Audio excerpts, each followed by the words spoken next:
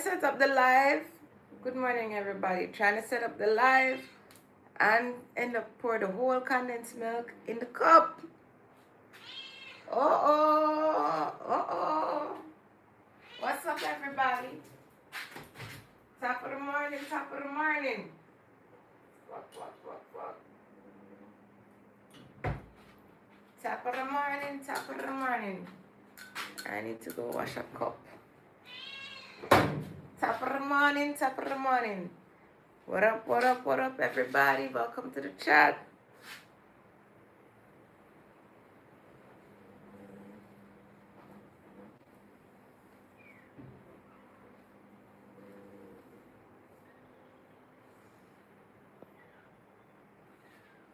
Golden.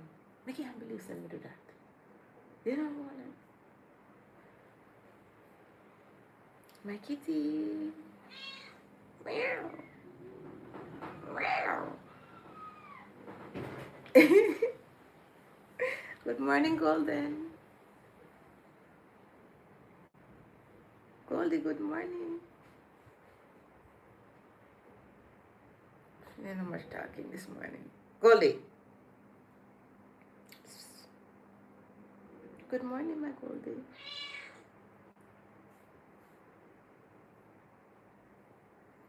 I love you. Yes, my kitty. Yes, my kitty. She can talk. Oh, you can stay there. Yes, tell them. Yes, of course. What you want now? What you want? Where you look? You're begging. Oh, you like that? Oh, I give her something nice yesterday.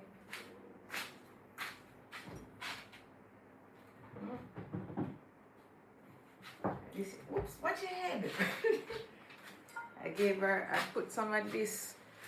This is the mackerel gravy. You know, the cat, them crazy for mackerel, you guys. They love it. So I put the mackerel. I put some of that on our food with the mackerel. She's like, so she not eating it. Is that she waiting on right now for breakfast? That's what she's telling me, you know.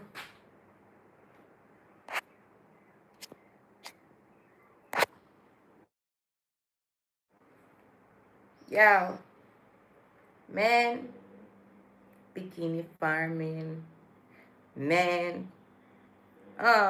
Yo, bitches ain't shit and they ain't saying nothing. 100 can't tell me nothing. I bees in the trap, bees in the trap. I bees in the trap, bees in the trap. Man, I been did that. Man, I been popped off. Whip it out now, joking. Let your name Hulk Hogan.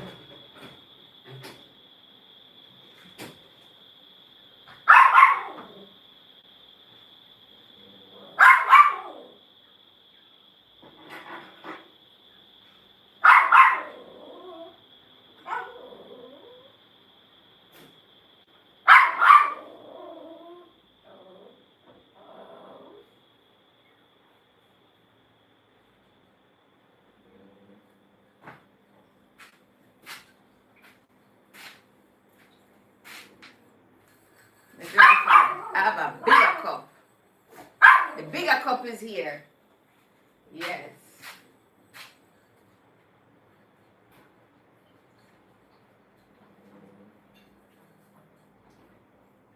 The bigger cup is here.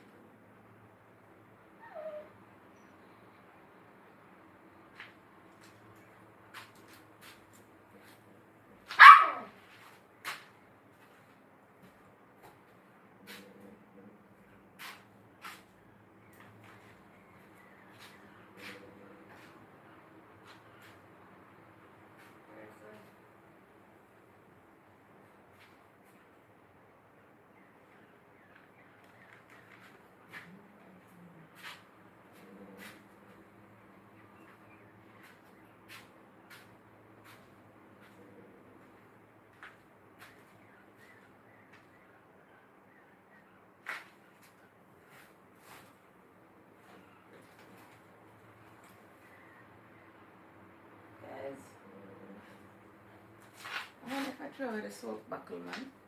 Look at that, man. Mm.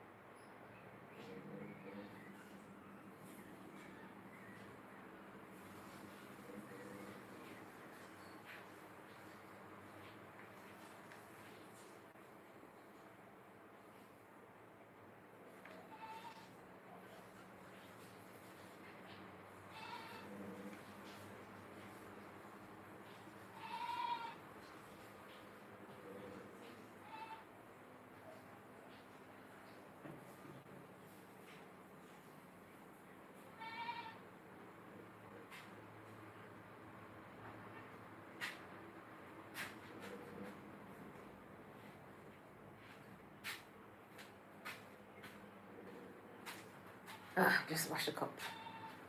My God, that was a task.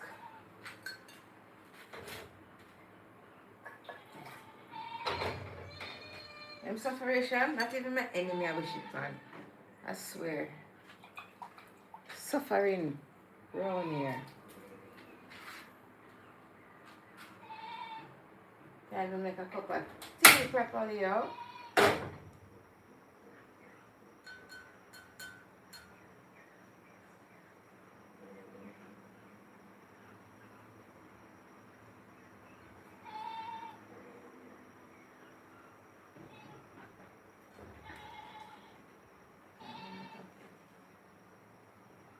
Cup of tea properly.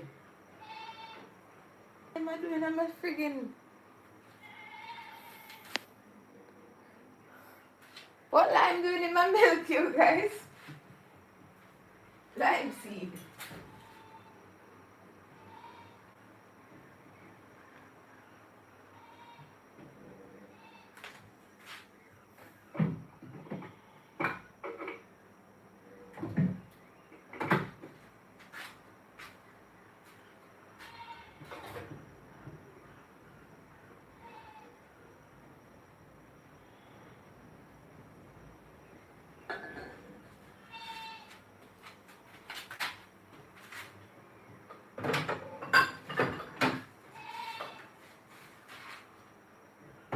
No entrance.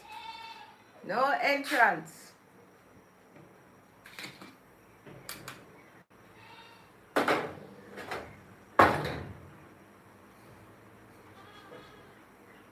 Meme, you find a way in. Oh my god. Mary, we never tell you no entrance. No entrada. No entrada. No entrada. May you still come in. You deaf? Ma'am, for really now your gut drain's done.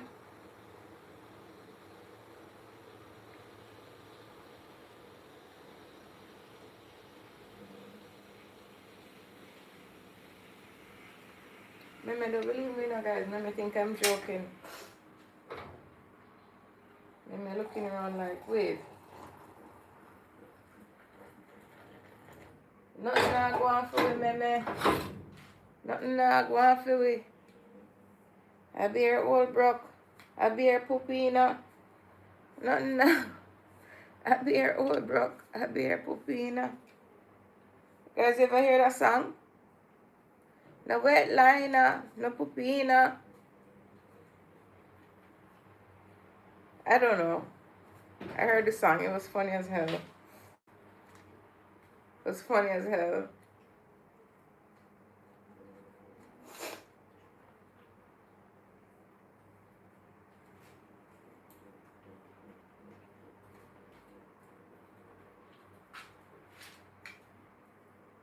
Mems? Meme.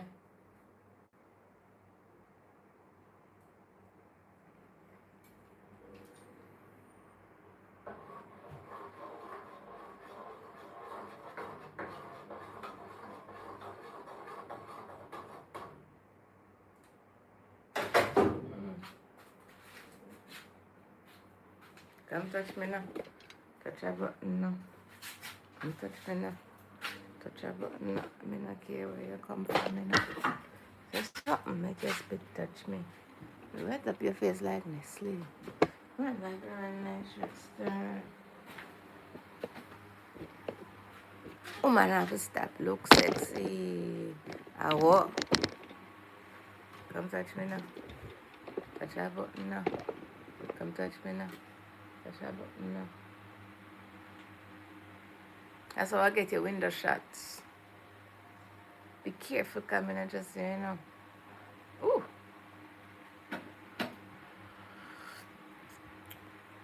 You see how you do the house, meme? I don't really want to in here, you know.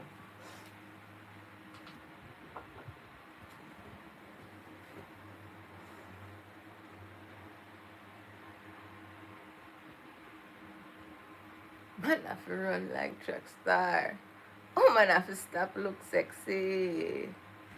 Oh, let's get it on max. Why is getting on max doing better than me? Them have food, I don't have none. Them eat grass, I can't eat grass. Them ass is grass. Hey!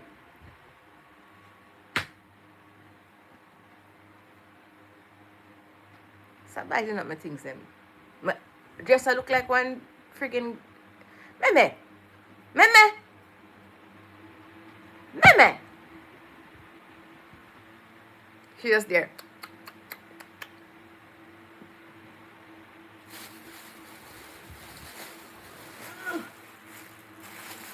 Damn, these things heavy, man.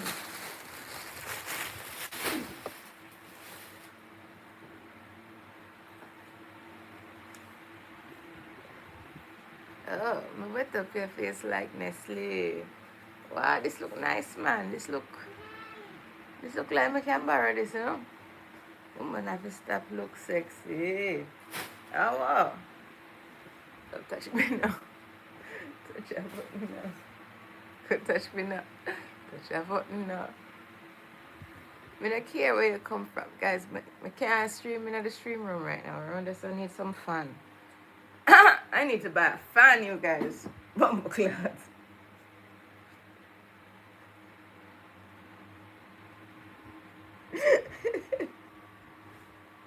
Yo, I'm telling you now, I think I record everything, but I can't get every single moment.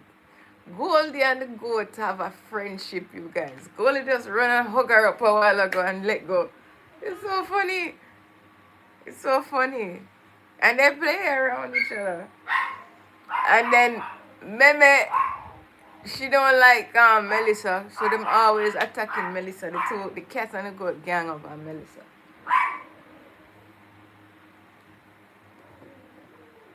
Last night, I just watched my movie last night, right here in the bed. On an evening in September of 20. And I just chilled.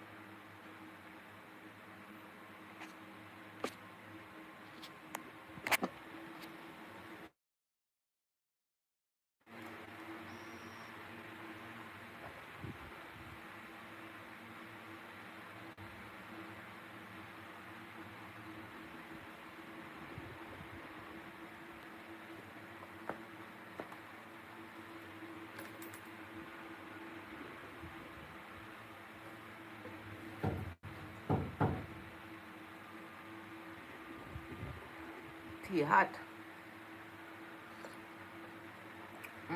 Tastes good though.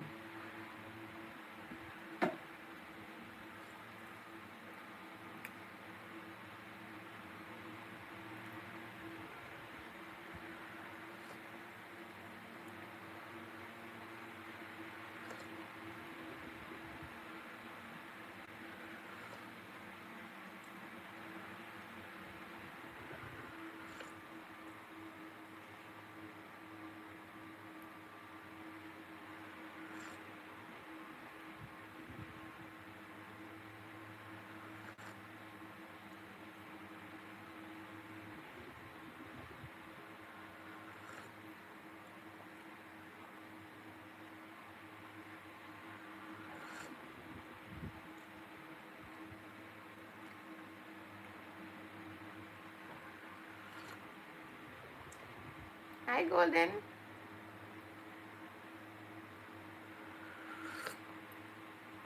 What you and Kitty Melissa up to now?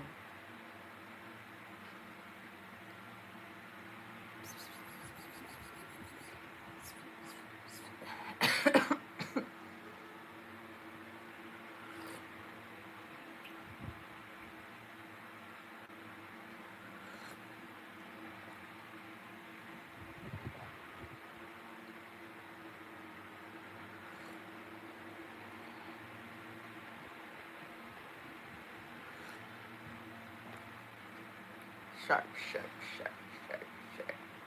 Shark the beach, shark, shark, shark, shark.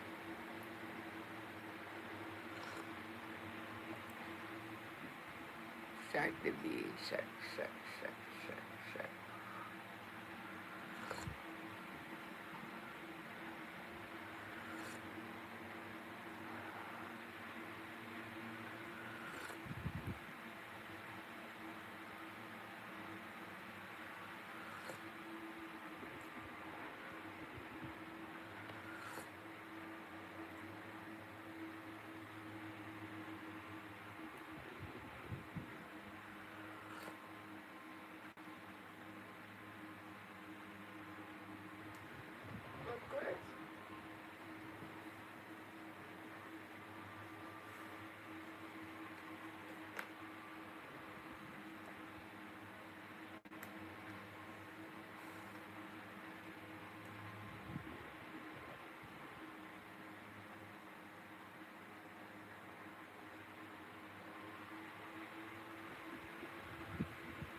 17. A woman living in Massachusetts came home from work to an empty house. Her boyfriend was gone, but she saw that his wallet and his phone were still right there on the counter, and also on the kitchen table. No, that's fairly conspicuous envelopes. Confused, she walked over to the envelopes. no, they don't reach it. One of them was her boyfriend's last will and testament. Another was a note that was for her. And the third was a letter that was addressed to the family of a woman who had been murdered 25 years ago. But before we get into today's story, if you're a fan of the strange, dark, and mysterious delivered in story format, then you've come to the right place, because that's all we do. We upload 2, 3, 4 times every week. So if that's of interest to you, please offer to file the like button's taxes for them. But don't do their taxes and simply throw their documentation in the trash. Also, please subscribe to our channel and turn on all notifications so you don't miss any of our weekly uploads. Okay, let's get into today's story.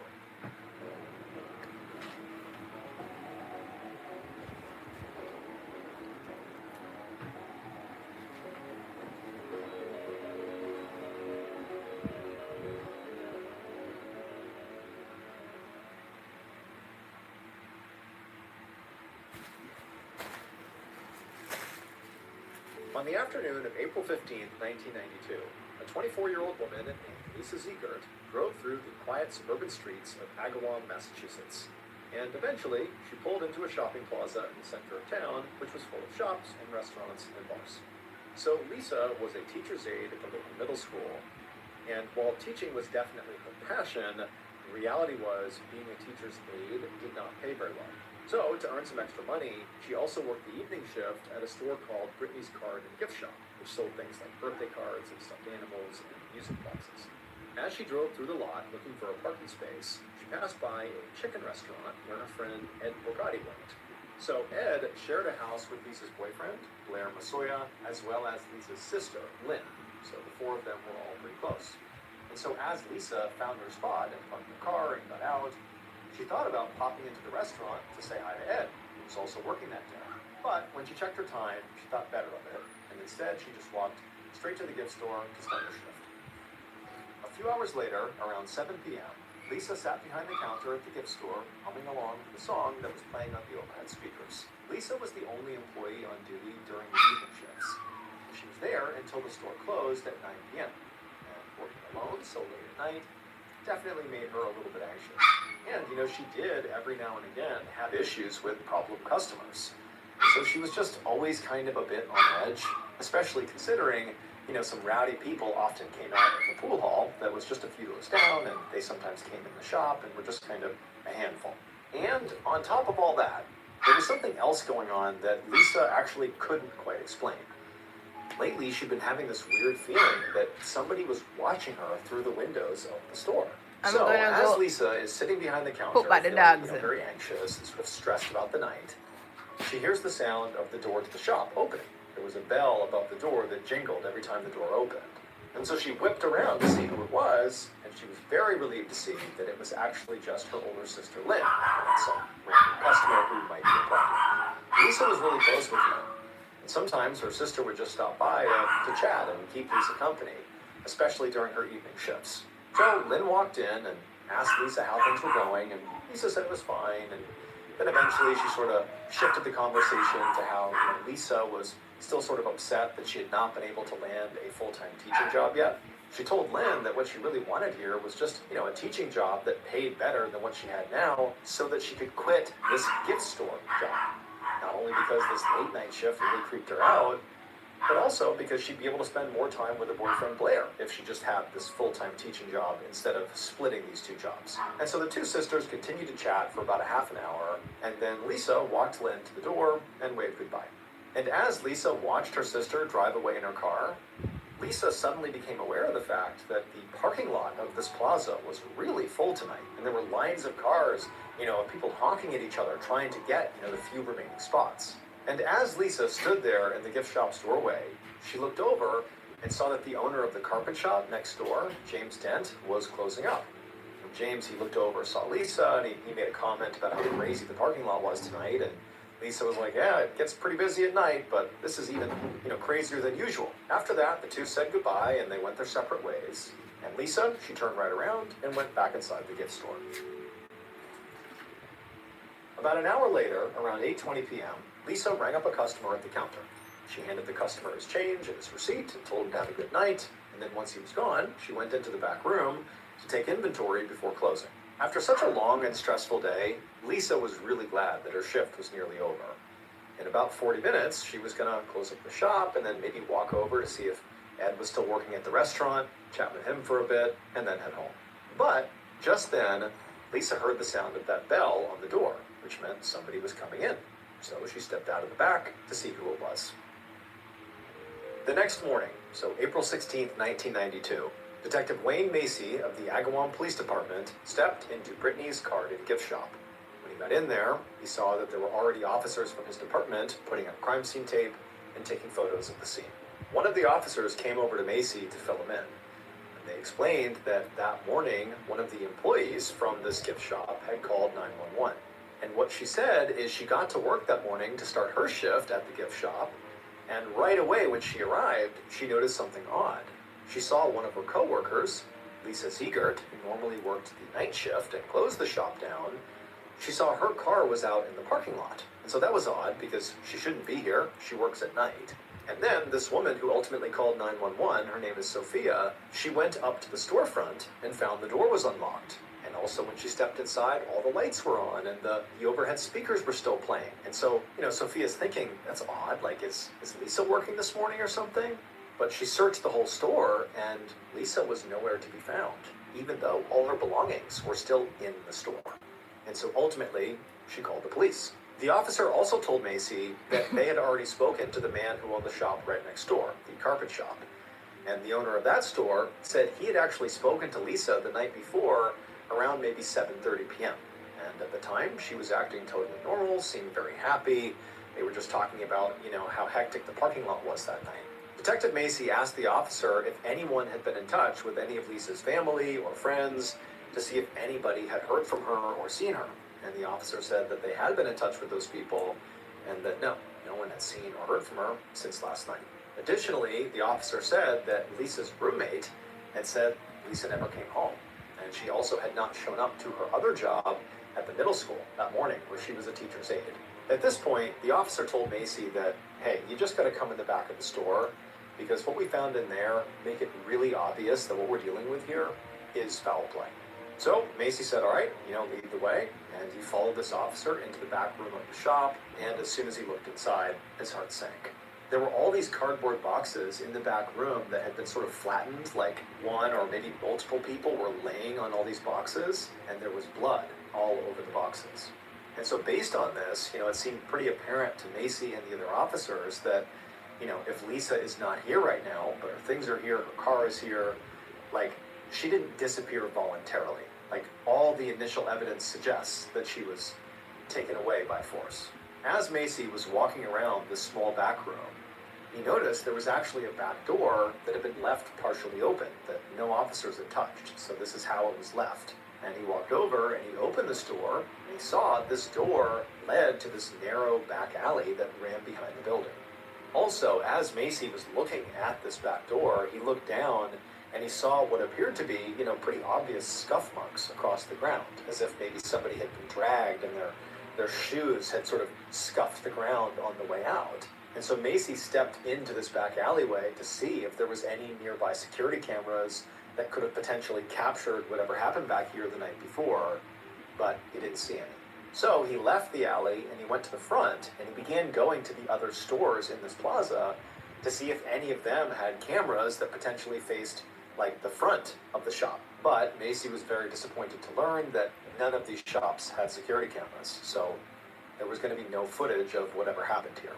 And so at this point, Macy knew this was going to be a really challenging case to solve. Because he had no eyewitnesses, at least not right now, and no security camera footage, it meant there was no clear, easy way to try to figure out what the assailant looked like, or what their car could have looked like, or even what direction they might have gone. He had nothing. And so Macy went right to his car, he grabbed his radio, and he called dispatch, and he told them to right now send out search teams, police dogs, and scour every inch of this area for any sign of Lisa. After that, Macy went back inside the shop to check the cash register. He figured if this was a robbery, then very likely the money would be missing. But when he got in there and he opened it up, the cash was still inside. But Macy knew that violent attacks by random strangers was pretty rare. More often than not, people who get killed or people who get kidnapped, their perpetrator or perpetrators are people they know. At some point, Macy pressed a few buttons on the cash register, and it began to spit out this paper log of all the most recent transactions. And Macy saw that the last purchase, at least as reflected on this register, was made with cash at 8:20 p.m. the night before. And for the first time, Macy actually felt a surge of optimism about this case, because this was a very helpful clue. Since the gift store closed at 9 p.m., this narrowed down the time window significantly. It meant the attack likely happened in the 40 minutes between that transaction at 8:20 and closing at 9 p.m., a time when very few of the other businesses in the plaza were open, except for the restaurants and pool hall.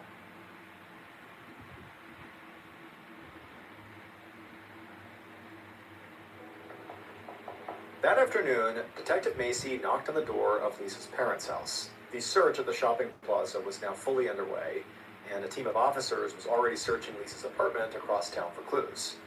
And in the meantime, Macy wanted to speak to Lisa's family and see if they knew anything. When Lisa's mother opened the door, she looked frantic, but she also seemed relieved that a police officer was finally there to fill her in on what was happening. And so she told Macy to come in. And Macy stepped into a house that was absolutely buzzing with activity. As the detective entered the dining room, he saw that at least a dozen people, most of them around Lisa's age, were gathered around the table. They had this big map spread out on the table and were talking about maybe organizing their own search effort. And then when they saw Detective Macy, they all sort of flocked around him and began peppering him with questions about what happened to Lisa, where is she? Macy told them. This is my plan. Drink coffee, go back, go lie down. Still recovering, from my flu. Remember? Yeah.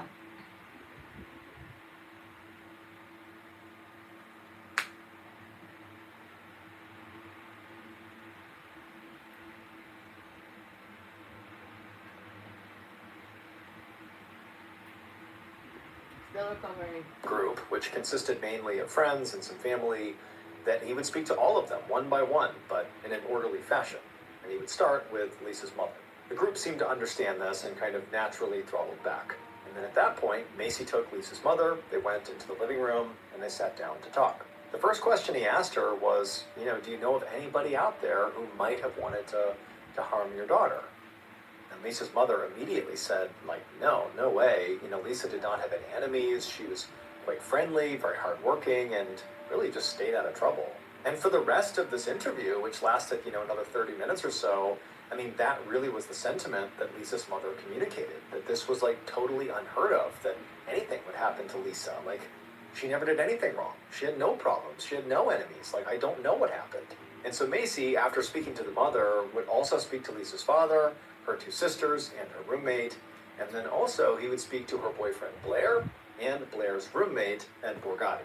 Blair seemed really broken up about his girlfriend's disappearance. When Macy asked where he had been the night before, Blair said he was at his mother's home for most of the night, except for a quick trip to CVS. He said he didn't remember the exact time he went there, but he definitely had the receipt back at home.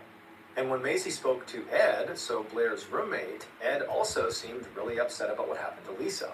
He told Macy that he and Lisa were definitely good friends and they worked near each other in that shopping plaza. And he said he'd actually been working at the chicken restaurant around the same time of Lisa's disappearance. Again, most violent attacks are not committed by strangers. They're committed by people who know their victims.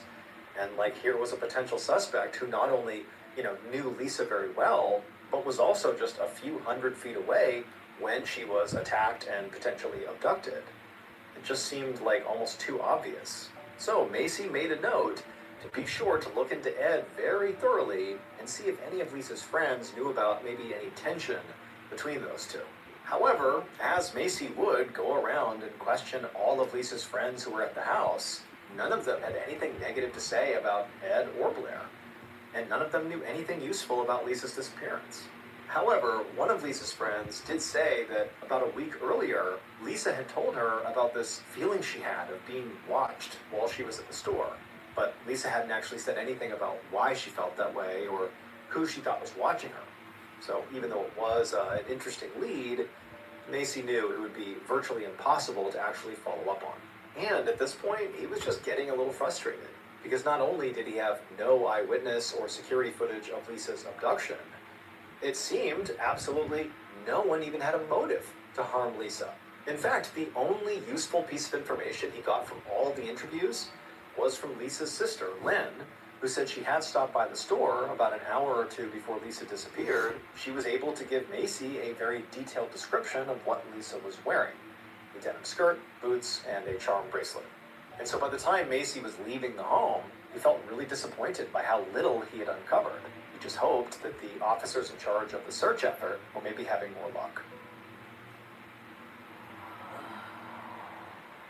3 days later, on the afternoon of Sunday, April 19th, Detective Macy parked at the edge of the woods off Route 75, less than a mile from the gift store. Seconds later, another police cruiser pulled up right behind him. So earlier that afternoon, a man had been out walking his dog in these woods, and he had unfortunately come across a dead body and had called it in. And so Macy, when he heard this, had driven straight over here, thinking this could be Lisa's body. And now, as he got out of his cruiser, he saw there were tire tracks that the man who had called in the body had said he had also seen. He said there were tracks near the body, and so Macy's thinking, okay, I gotta follow these tracks, and it will likely bring me to this body. And so Macy, along with 3 other officers, began following these tracks into the trees. But Macy, who was at the front of this group, only took a few steps before his feet literally sank down into the mud to the point where it was up to his ankles. This area would turn out to be extremely swampy, to the point where the officers actually had to walk in each other's footprints in a single file line just to try to navigate this mud. And so into the woods they went, carefully walking in this straight line until the tire tracks began to fade. At this point, Macy and the others looked around, and there was no body where they were, and there was no sign of any body or anything unusual. But the man who had found the body had said these tracks sort of aimed in the direction of where the body was found. And so Macy and the others just continued in that single file line, sort of just trudging directly into the woods for hours, until finally they did reach this small out-of-the-way clearing. And in the clearing, Macy and the others saw clothing items scattered all over the place. At this point, it was starting to get dark, and so Macy pulled out his flashlight and he shined it around in this clearing. And at some point, his beam of light landed on a woman's body lying right next to a tree. She was partially naked, and some of her clothes that she still had on had been pulled down. So it seemed fairly obvious that she had been sexually assaulted before she died. Also, there were clearly multiple stab wounds all over her body, including one to her throat. And then when Macy crouched down next to her to get a better look, his flashlight reflected off of a charm bracelet on her wrist. Less than an hour later, Detective Macy had to shield his eyes as a floodlight clicked on and threw blinding light all over this clearing he was in. A forensics team had just arrived and fired up their generators so they could work through the night with lights. And also overhead, a helicopter now circled the woods, taking aerial photos of the scene. These woods, at least from Macy's perspective, were such a maze that it seemed very likely that the killer must be a local who knew this area well. And also, if they'd driven through all that mud, Macy figured that whoever they were looking for likely was driving a vehicle with 4-wheel drive, like a truck or a Jeep. So he told the forensics team to make a cast of the tire tracks that were left behind near the edge of the road to see if there was anything else they could find. I'm gonna go put my things on charge.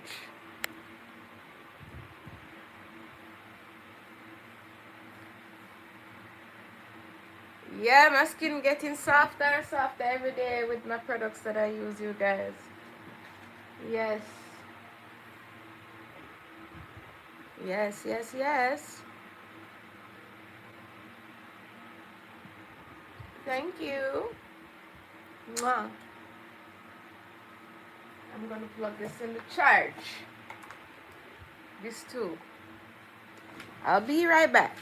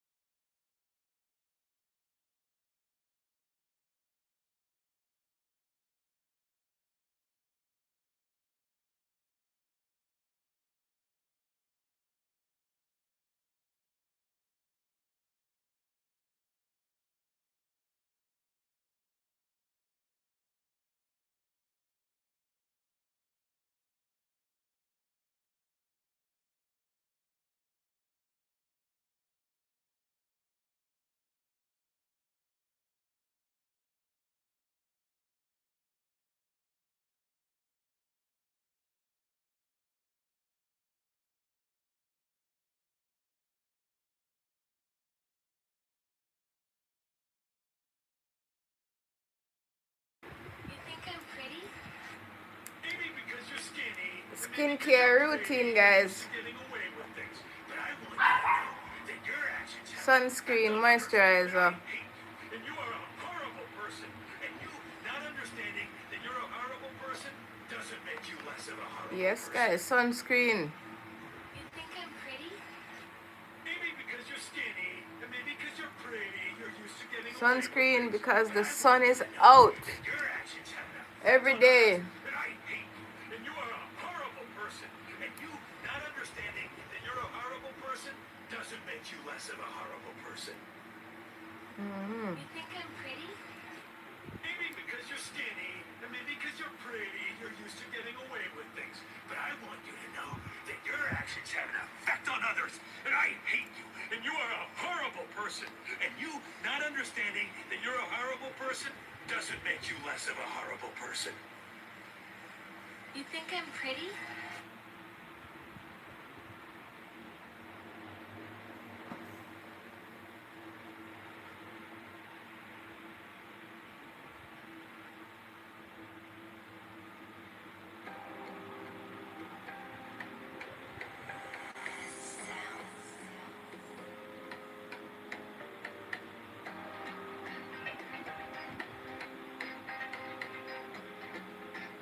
Hey, Somewhere.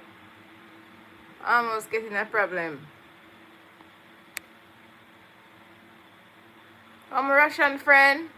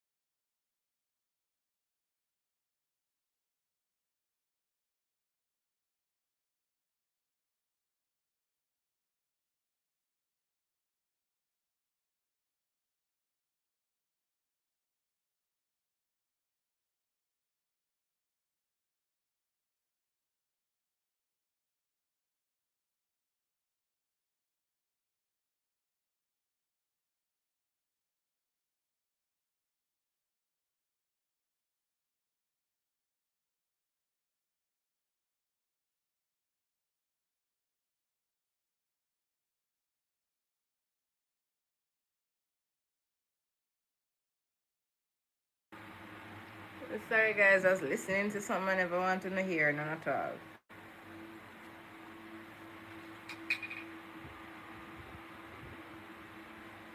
Mm.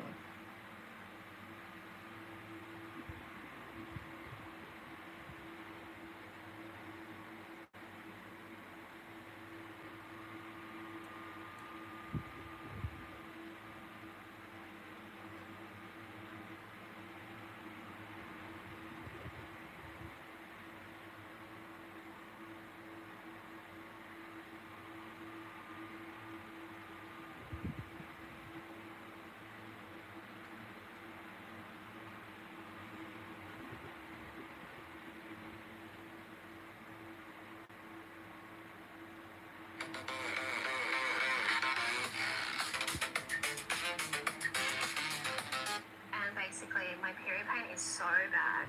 I got up to go to the bathroom and I blacked out. I literally blacked out. The pain was so bad, it was shooting down my legs and up my stomach. A few weeks later, same thing happened again. I blacked out. The pain was so bad, it was shooting down my legs and up my stomach. A few weeks later, same thing happened again. So there's currently a new pandemic that is taking people's lives. And it's scary to say because I'm literally watching it happen in real time here in my neighborhood. This peptide pandemic. Everybody who was trying to cheat their way to success with peptides, going to the gym peptides, going to try to lose weight peptides. It's like all of these chemicals that they're putting in their body that no one has done any research on. Peptides. It's causing people to end up in the hospital, bro. And I'm watching it happen. We're about to hop into it, learn more exactly what's going on because I'm gonna be honest, yeah. I don't know too much about it. I don't know too much about peptides. I just see the side effects that these people are talking about. Check this out. Just went to the doctor's office. I went to get a checkup because I've been off of Ozempic for 2 months now, and I just wanted to see if my body was in better condition, if there were any permanent damages. Kind of in shock right now because I wasn't expecting this. Breaking news, a $2 billion lawsuit was just filed against Zepbound, Mounjaro, Wegovy, Ozempic, all the big brand name players in the GLP-1 space for withholding serious side effects that are hurting the general public and doing so in the name of profit. Are there any side effects to the medicine? Oh my God. Let's keep it real. Let's talk about the side effects, y'all. So, they tell you when you start getting the shots that you can have like nausea, diarrhea, vomiting, all of that. What they don't tell you is that she can give you sulfur burst. Day 322, burped so loud she woke herself up. If you're taking a GLP-1, do not reach out to me for coaching. Let me explain to you what your doctor's not telling you, probably because he himself doesn't even know. He's just trying to line his pockets. When you take a GLP-1, what it does is slow down your digestion. Why do you guys think, oh my God, it turns off the food noise? Why do you think it turns off your food noise? When you take a GLP-1, it slows down your digestion. So all of the food that you eat, instead of digesting, metabolizing through your system quickly and exiting, it is staying in your stomach longer and longer. It just slows it down. So your body keeps thinking, we're full, we're full, we're full. There's food, there's food, there's food. That's why you guys are having no food noise and you're not eating. Now, the insane part about all of this is the quicker your metabolism is, the more weight you keep off your body. So listen to me when I tell you a fast metabolism keeps you lean, and GLP-1 is...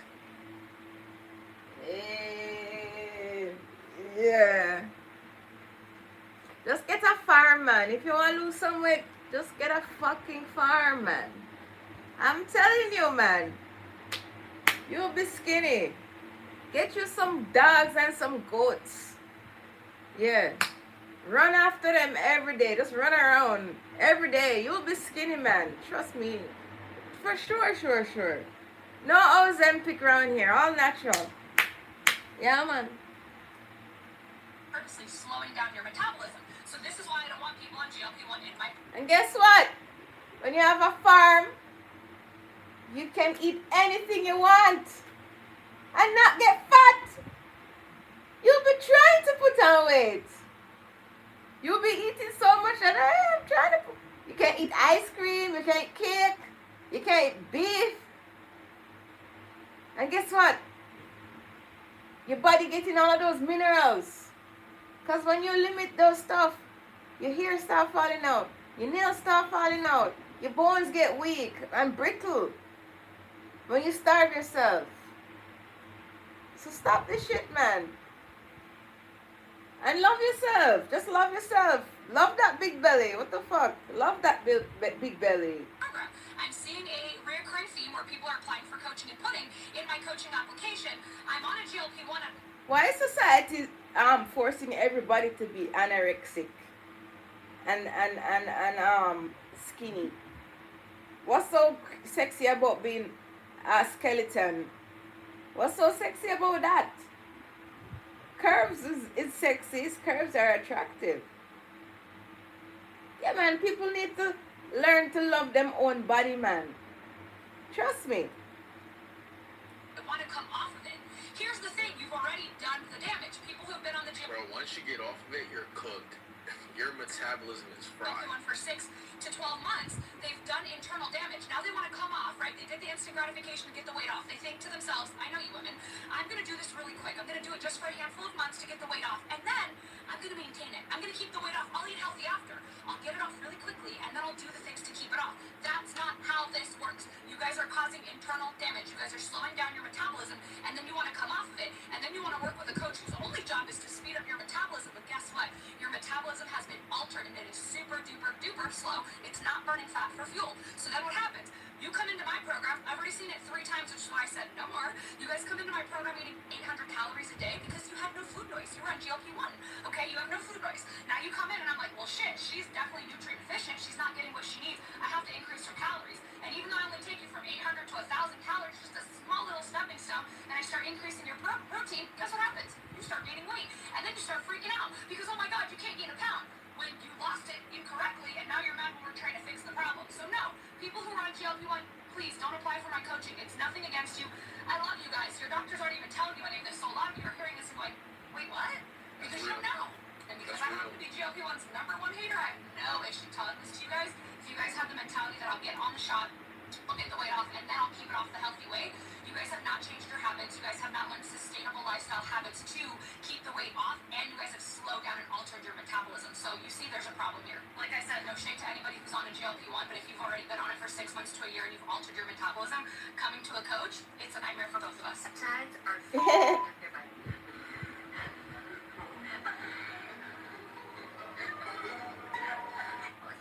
Would you inject insulin if you weren't diabetic? No, because you know exactly what happens. Your blood sugar crashes, your brain runs out of fuel, seizures, coma, death. It's not a maybe, it's a cascade. So why are people injecting peptides like it's the next wellness trend? Peptides are... That's exactly what it is. It's a wellness trend. I was speaking to some guy in my gym who actually sells peptides, right? And the reason why he sells peptides, ironic enough, he doesn't use peptides. He sells peptides. You buy these vials of peptides after getting certified, licensed, all this extra stuff. You're buying them for $5, $10, maybe even $15 a bottle, and you're selling it for $90, $95, $100 a bottle, bro. The markup on these peptides are insane. The only reason why people are buying it so much, the only reason why influencers are posting it so much money to be made off of these peptides. It's literally almost like injecting steroids. Steroids injection is crazy. No shade to anybody who does steroids, but that's literally messing up your body to the worst way. That's like everybody who took the COVID-19 jab, putting all this mRNA, new medical technology into your body, bro. That's literally what peptides is. Signaling molecules. And when you send a signal, your body responds. All of it. Not just the tissue you're targeting. You're talking about hormone release, immune modulation, collagen synthesis, neurological function, all firing at the same time from one injection in a body that didn't even ask for the signal in the first place. And no peptide signal operates in isolation. You push one pathway, you're pushing hundreds, maybe thousands. In a system whose full complexity nobody, not your med spa, not your biohacker, not your researcher, fully understands yet. And there is no large-scale human clinical trial data. None. Literally what I said, bro. Your body already makes peptides in the right amount, at the right time, for the right reason.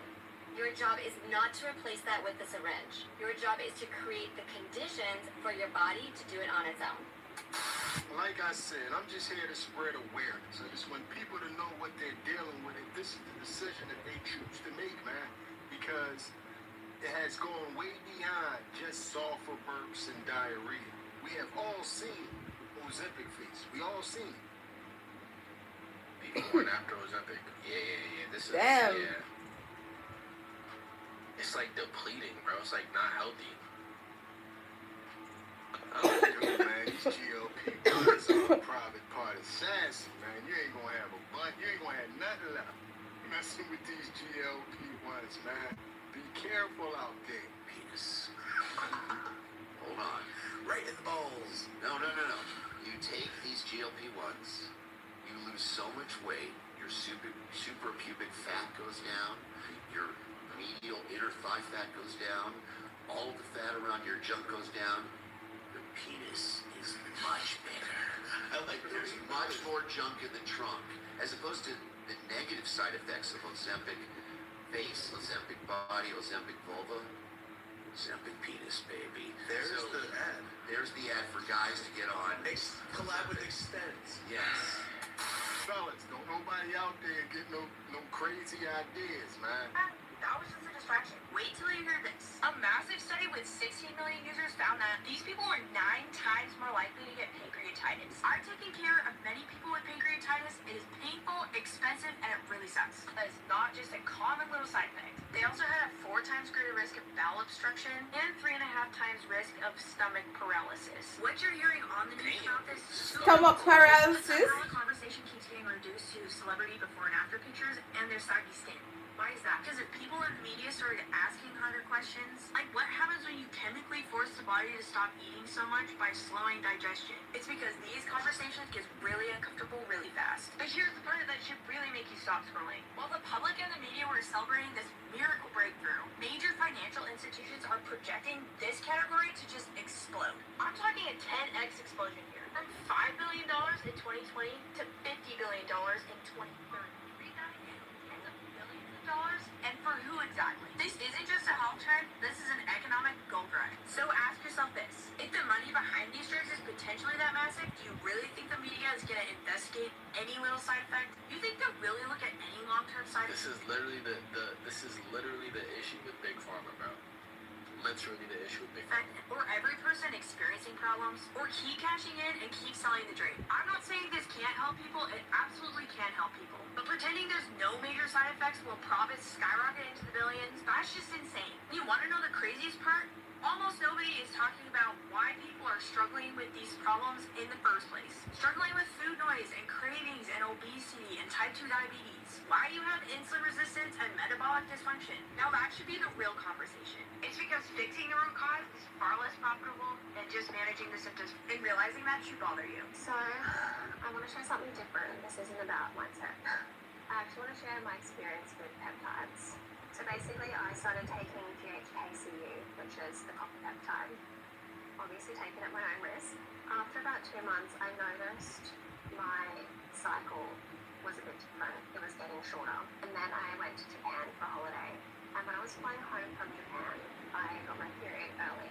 I'm on the flight, and basically my period pain is so bad. I got up to go to the bathroom, and I blacked out. I literally blacked out. The pain was so bad, it was shooting down my legs and up my stomach. A few weeks later, same thing happened again. I was curled over in my bed for a couple of hours. I could not move. I was in the same amount of pain. I went to my doctor. I got some scans done. And with the ultrasound results, I was diagnosed with open cyst. In my left ovary, I had some endometriosis, which I've never had in my life. I have always been a very regular period girl. I've never had any issues with my cycles. My cycle has always been very healthy. So this was very different for me. Mind you, I'd also had a scan done the year prior, and in that scan I had no endometriosis, no cysts, nothing. So I know 12 months ago I didn't have any issues, and I also never have in my life. So I started to do my own research, and I thought, what have I changed in order to cause this? And the only thing I had done was take the GHKCU peptide. I just researched, can higher levels of copper in the body affect my cycle? It said higher levels of copper in the body affect the liver from detoxifying estrogen and And estrogen is what endometriosis is made up of. It's higher levels of estrogen in the ovaries, which builds up that tissue of endometriosis. That proved to me that me taking the GHKCU had affected my liver from detoxifying estrogen, which therefore caused the endometriosis and possibly the cysts. So I guess I'm just posting this to say, if you've ever had endo, if you've ever had any cycle issues, just think people need to do their research. Again, take this as you will. Maybe if you've had a similar experience, comment below. No, she's not addressing the fact that and I guess she did say it, but it's not if you ever had this. It's no, if you're on peptides, hop off. If you're on peptides, here are some potential side effects, bro. People do need to share these stories. If you can avoid doing that to yourself, you absolutely should. I'm not going to take it again. I just left the doctor's office. I went to get a checkup because I've been off of Ozempic for 2 months now, and I just wanted to see if my body was in better condition, if there were any permanent damages. Oh my God, this is insane! But I guess Ozempic can cause bone density loss. And I Ross! that would happen to me because I was only on it for a year. But I have significant bone loss. I have osteoporosis and osteopenia, something, I don't know. There's like several of them that I have. She have bone loss. Guys, it's serious. And I mean, it's so serious. You ever hear them say, eat to live, not live to eat? Yeah, food and water is there for a reason. Our body can't function without food and water. So when you try to use things to prohibit you from eating, from stopping you from, like absorbing these things, what do you think you're doing? You're slowly killing off yourself. Might as well just go die and done. Because what are you doing? You're harming your body. Yeah, it's very sunny. It's hot. I'm hiding inside, you guys. Sunny day when I run away. When I, na na na na na na na. No, sir.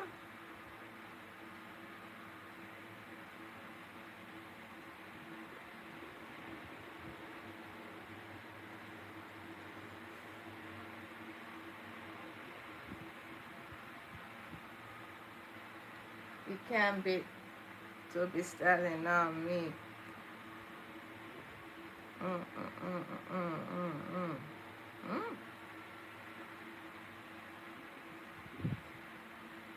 It goes down in the DM. It goes down in the DM. It goes down in the DM. It goes down in the DM. Snapchat that. Yeah. If it's cool.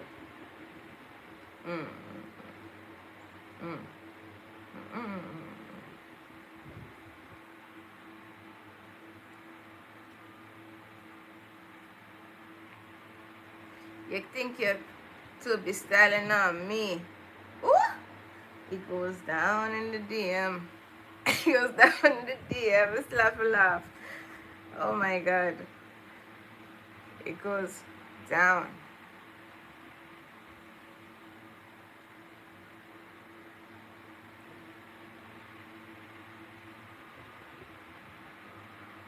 Snapchat that.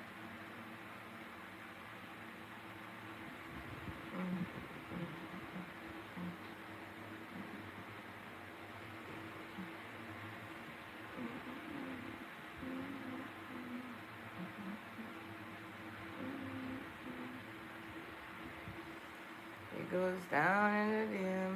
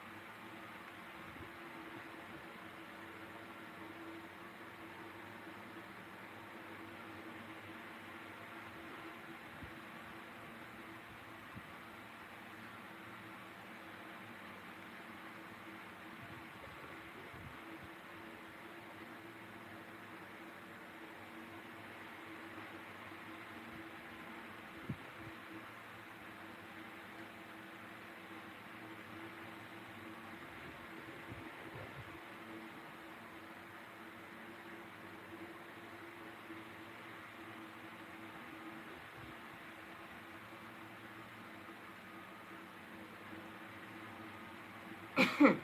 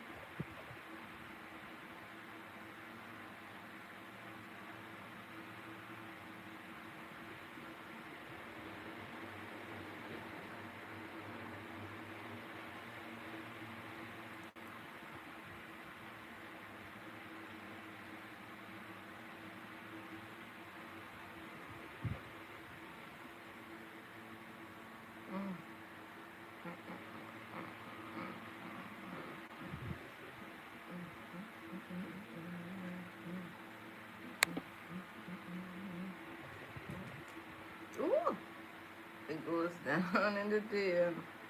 It goes down in the dip.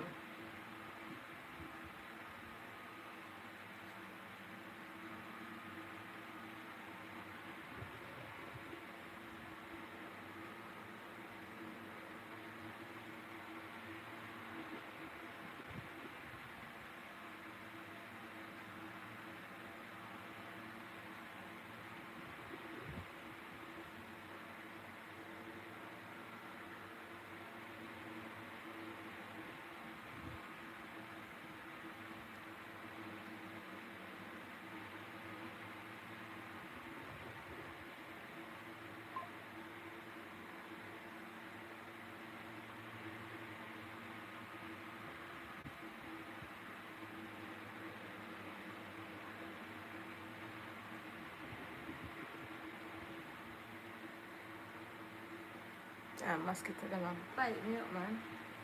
Hey, the musketeer don't play, no, the musketeer rum.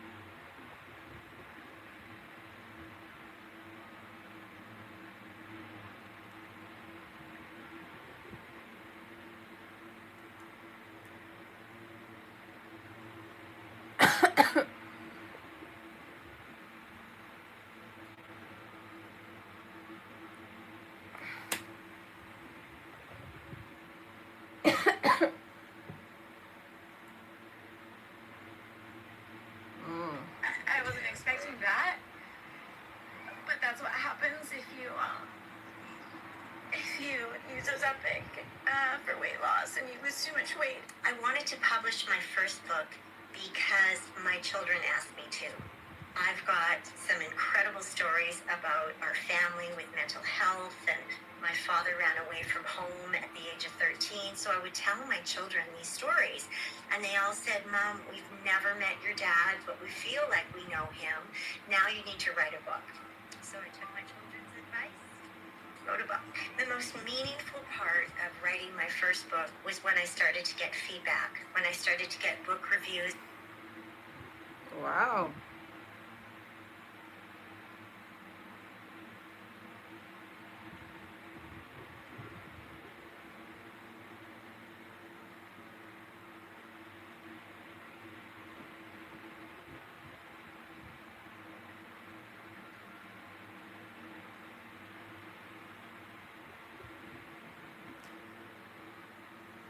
Really?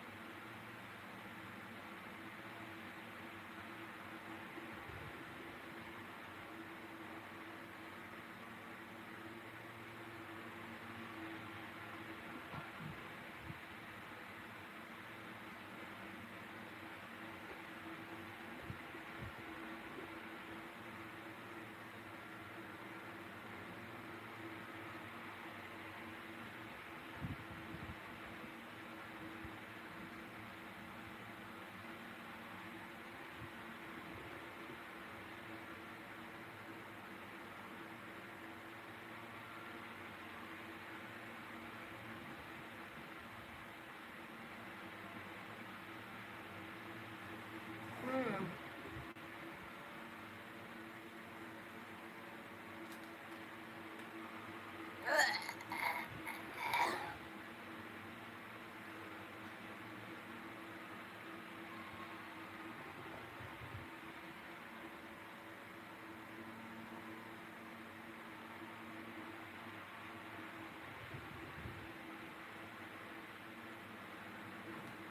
Did I?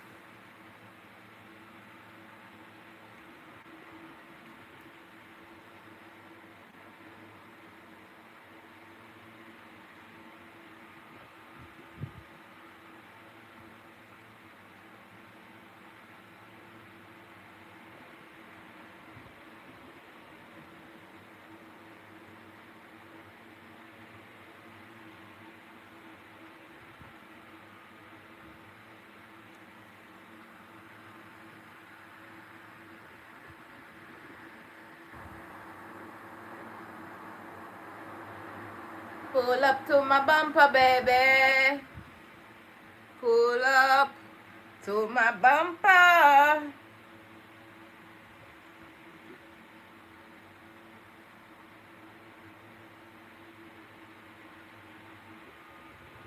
Pull up to my bumper, baby. Baby, pull up to my bumper, baby. Come on, baby, pull up to my bumper, baby.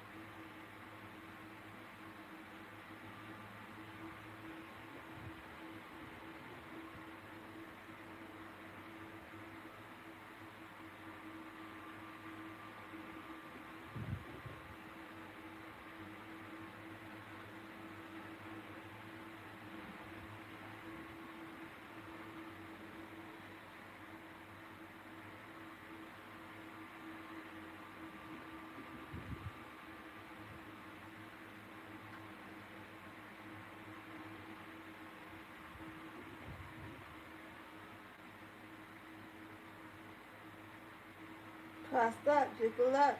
Eh. Don't stop, get it till your clothes get wet. Number one. Pretty boy. Here I come, come, come.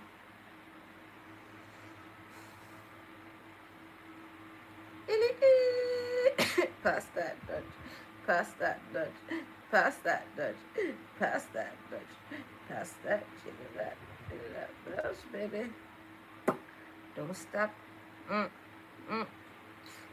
Shake, shake, shake, shake your stuff. Ooh. Pass that, Dutch. Pass that. Hey.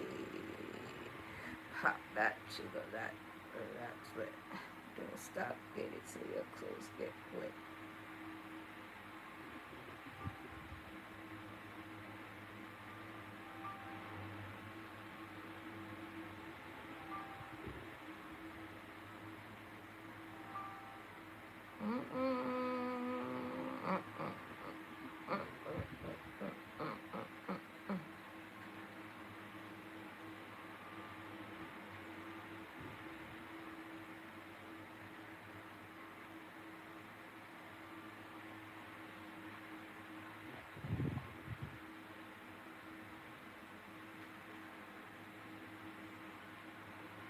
Pop that, jiggle that, don't stop. Sorry, guys. Ah, sure.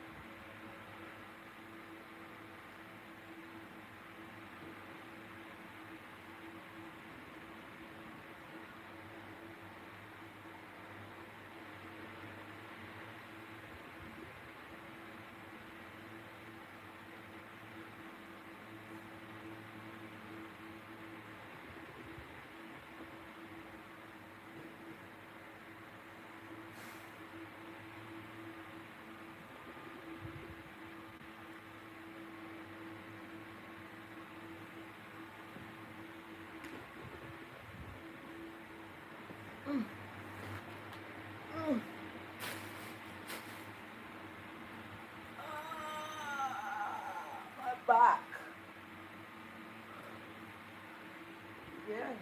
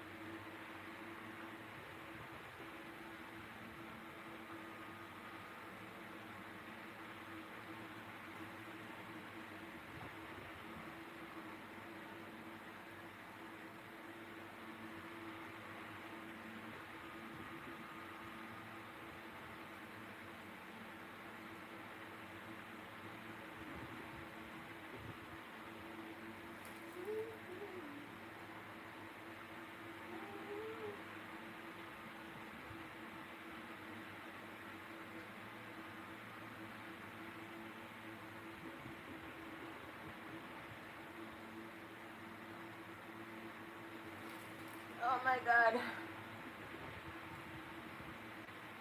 Guys, it's hot. The house hot. Let's open some windows. What's up, everybody? How are you feeling today? I'm feeling a lot better. Sorry, I'm in front of the fan. I'm in front of the fan. I feel a lot better, you guys. Yeah. I just hot. The place hot. And yeah, not much talking today, not really so talkative today. Let's open the windows, get some fresh air, and get some heat in this place. Yeah. Welcome to the chat, guys. Thank you for joining. Thank you so much. I appreciate you for being here. Mwah.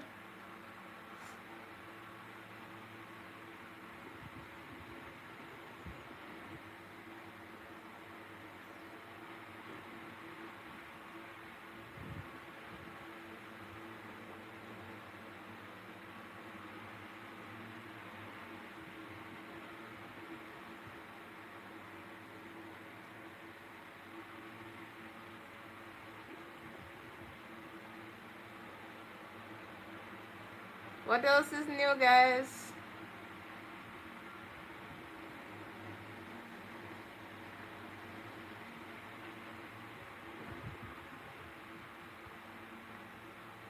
Oh.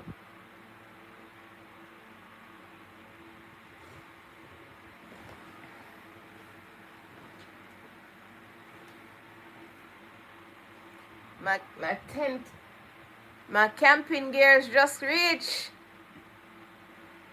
I wonder how I'm gonna get money to clear it. Hmm?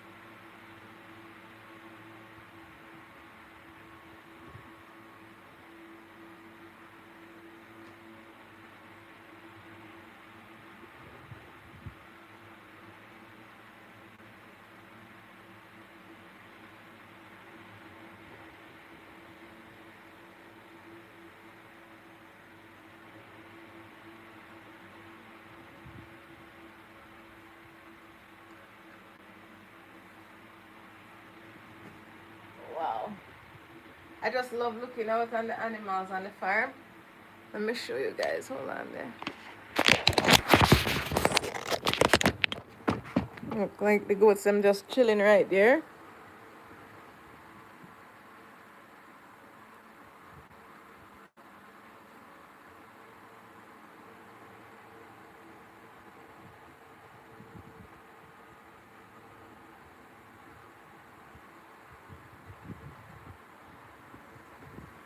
They're all chilling, you guys.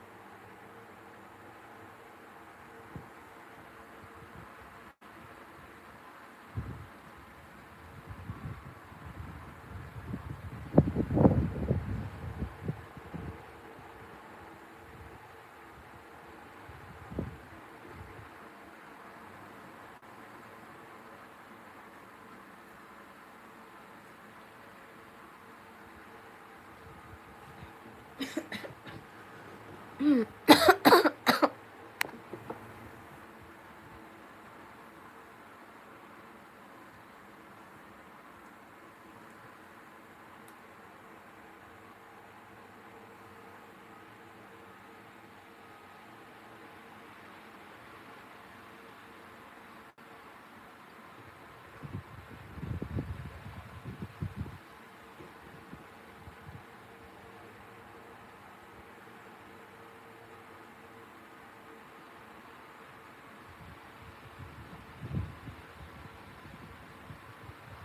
see that bird?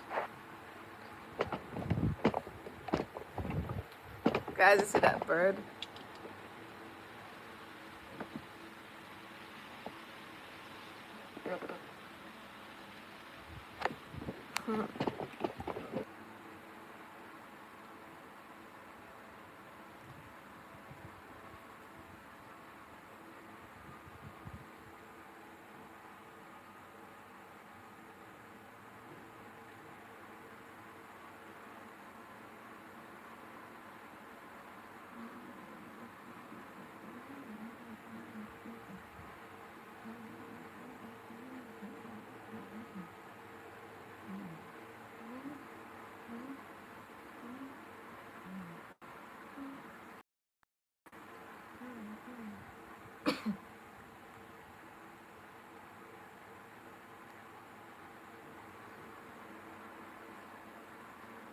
Which country fits you?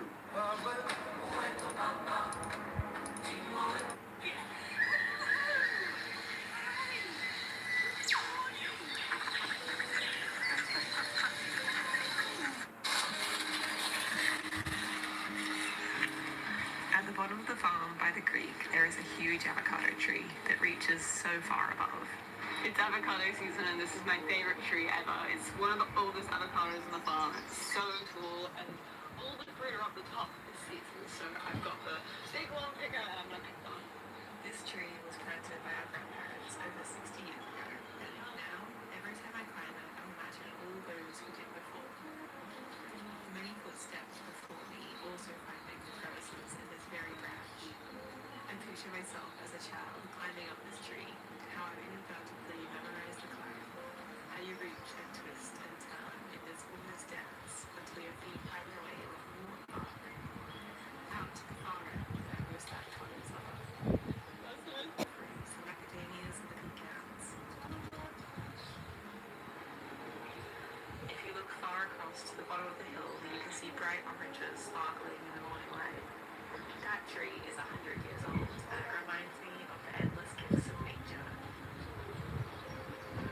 I like to think that I still hold a lot of my childhood innocence and joy, but now, as I look across the fruit trees, there's something a little less magic and a little more responsibility. The kiwi orchard is falling down because the trellises aren't strong enough, the weeds need brush cutting, avocados are starting to get eaten by flying passes. Though up the resin leaves of this tree planted by the generation before, I remember the privilege of this responsibility, of the honor of caretaking the land, and of how much the land actually cares for me.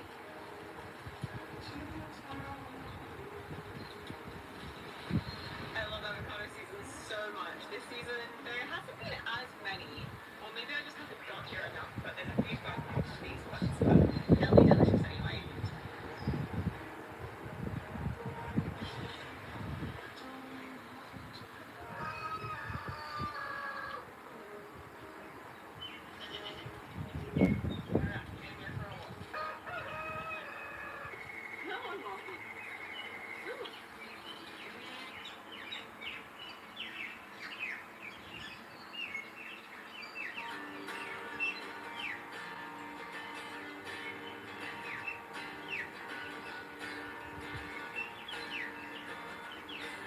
This secret is that, I mean, we're making this whole place, and this is the last and final step, and it's also the most exciting step.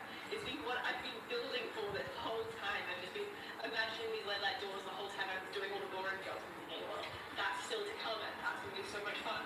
So first up, we have to design the panels, and designing LED light is quite hard, I think, because you've got to really make sure that all of the glass fits in a certain way. Glass is quite a complex thing. You've got to cut it, you've got to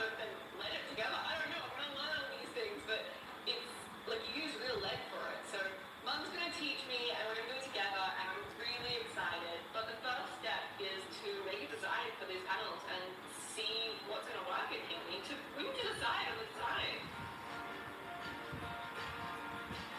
So we're starting out by drawing up the design full scale, with lots of help from Clover, who has no idea what we're doing but wants to be involved. Oh, that was just amazing. I love that. I love this weather. How are you?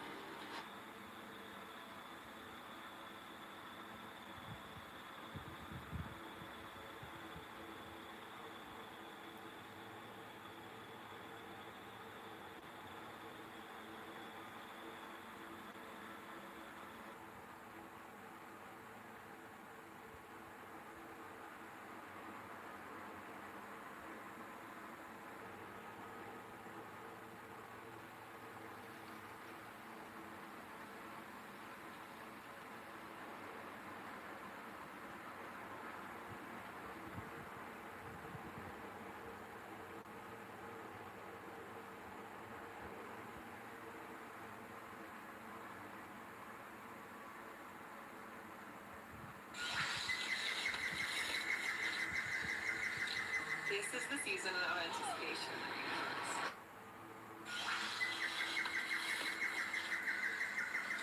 This is the season of anticipation.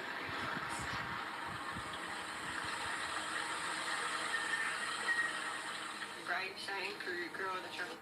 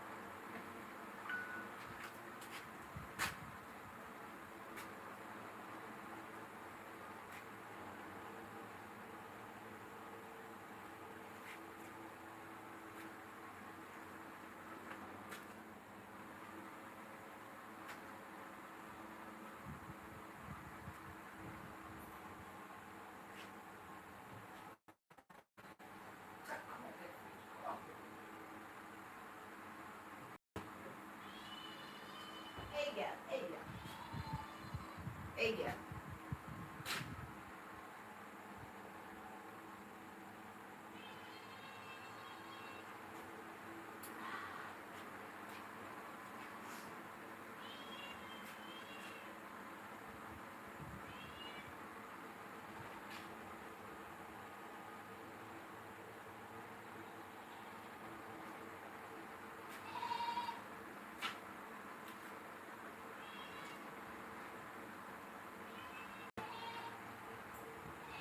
Hi, Mama. Mama, what you say? Mama? Mama? Hey, yeah. Mama.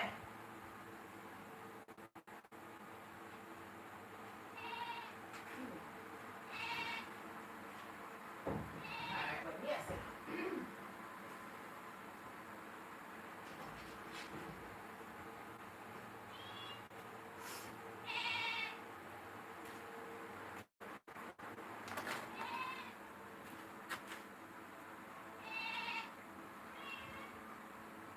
Yeah, I think we should try.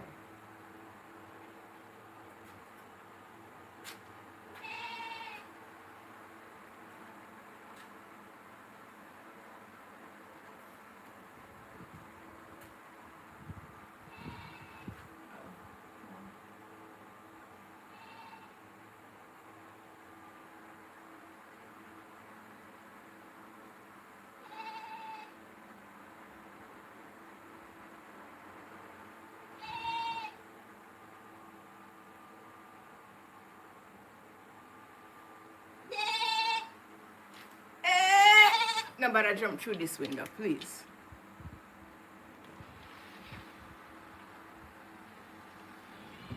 Let me think about it.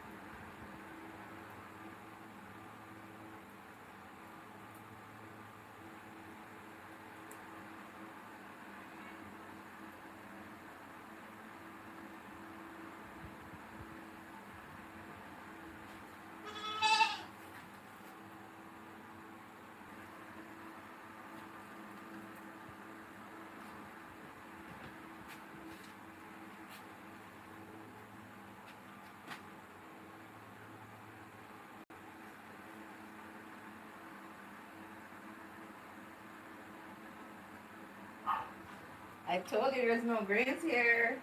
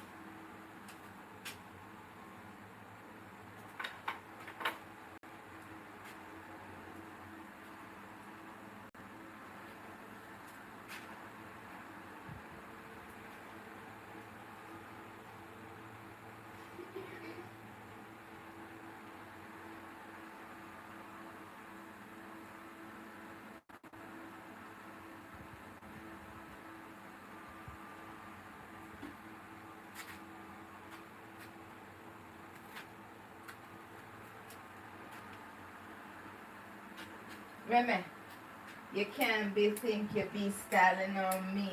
When it, Meme, it goes down in the deer, Meme. It goes down in the deer, Meme. It goes down in the deer, Meme. Meme,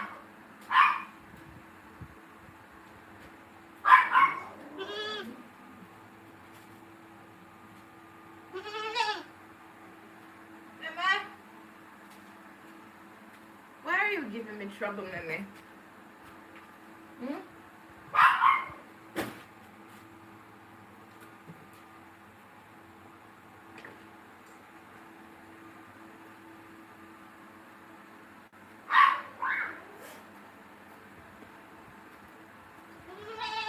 Yes, Meme.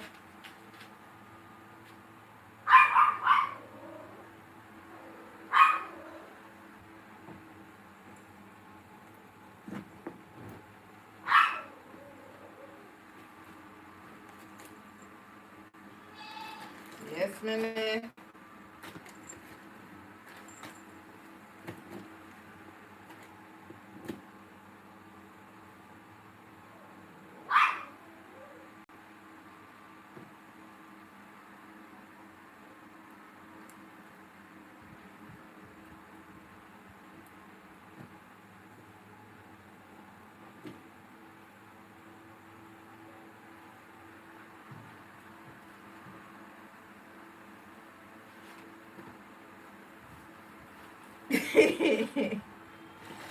Yeah, what the people am I doing in your jobs if you drop down?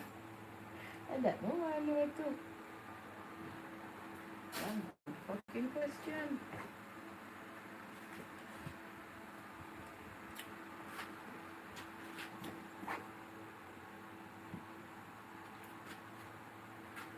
Mm-hmm.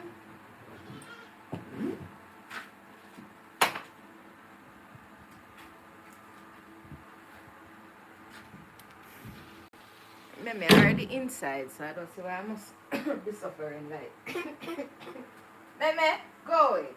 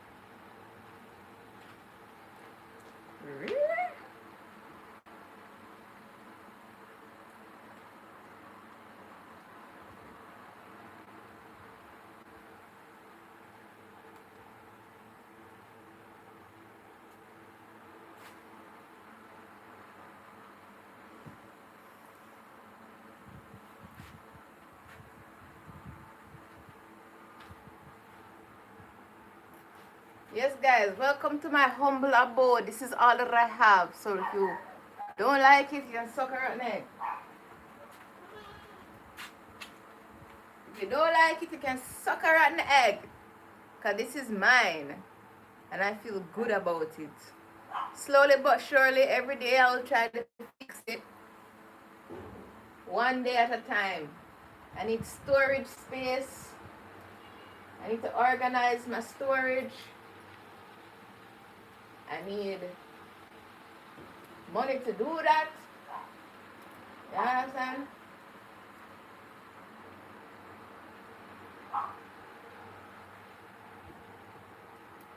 Yes.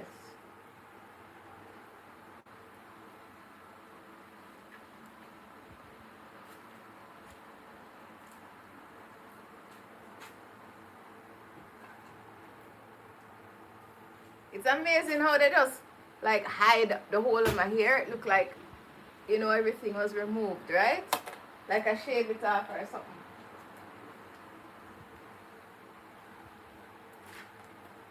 Mm-hmm.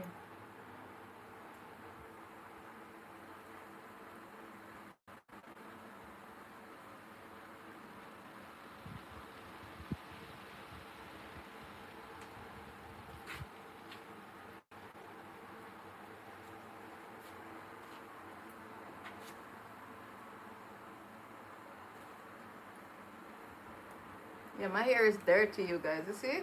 I need to wash. Woo.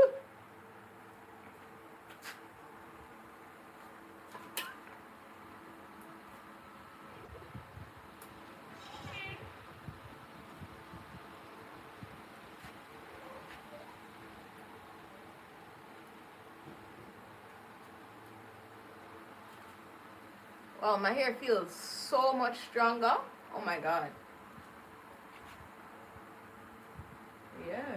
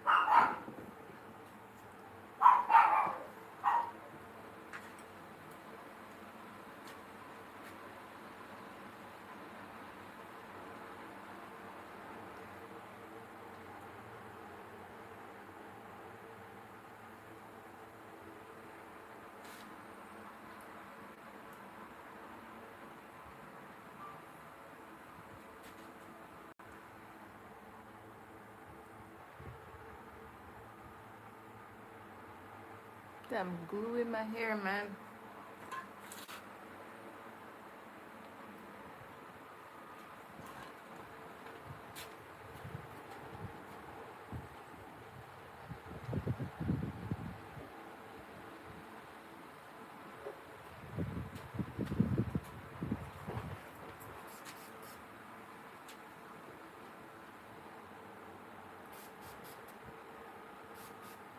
Glue remover.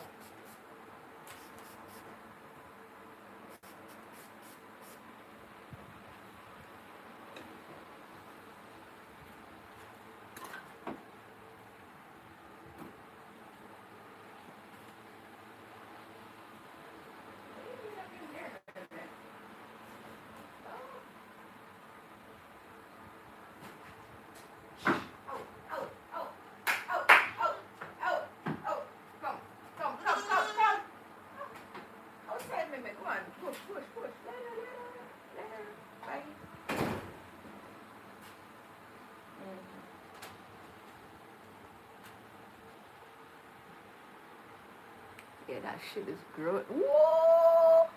What the fuck? Yeah. Ooh! It goes down. Guys, I have length.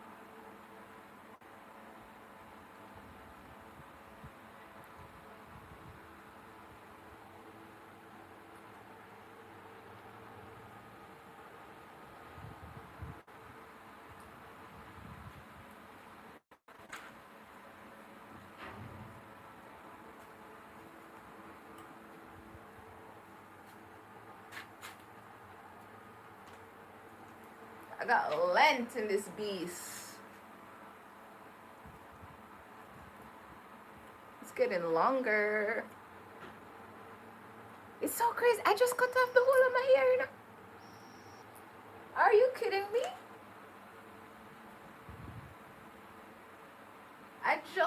Guys, I did a big chop. I'm surprised. You see, this is why I love wearing the wigs. You see that? You might be saying, oh, you don't need the wigs. But you know it's the wigs that got my hair to this length? Honestly. You must be saying, oh my God, Jess, you don't need the wigs. The wigs is like a protective style. You see that? Yeah. Protection for my hair.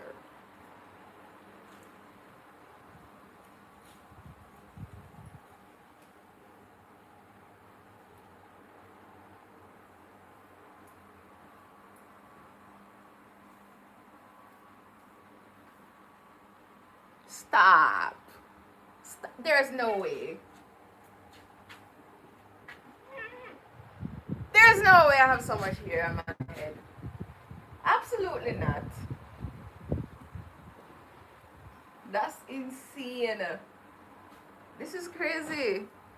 Where so much hair come from, guys? What the fuck?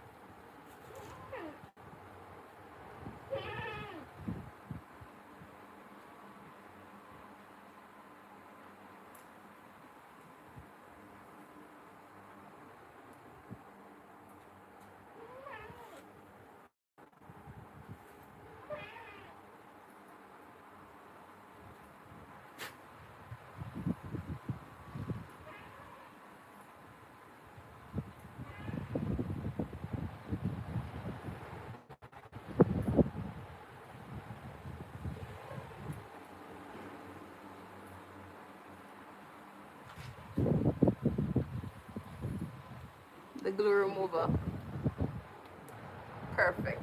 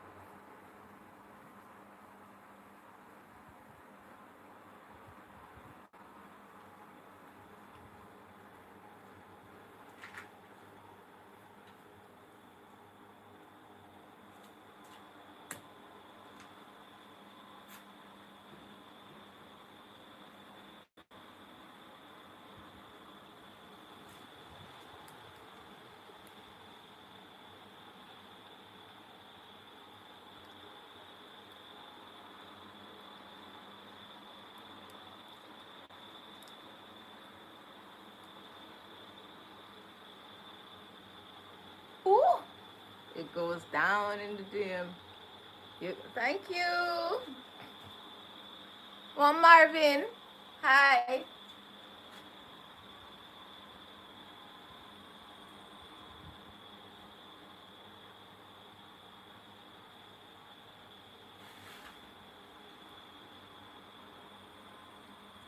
Yeah, guys, I'm pulling out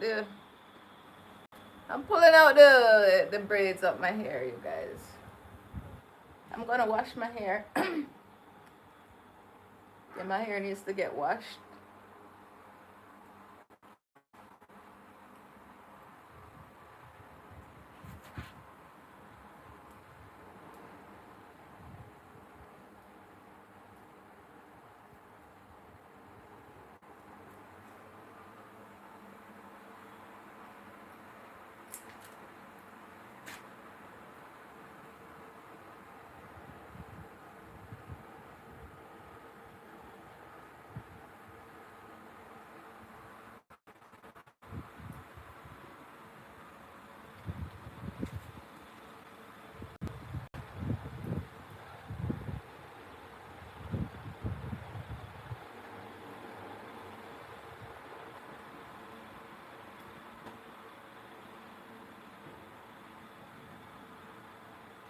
Look at all that new growth. You see that? New growth in here. Yeah.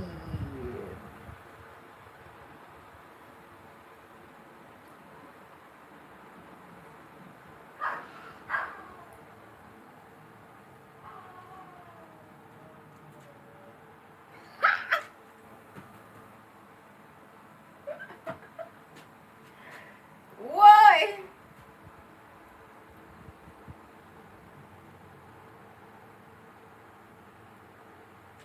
Watch new growth, guys. My scalp healthy too.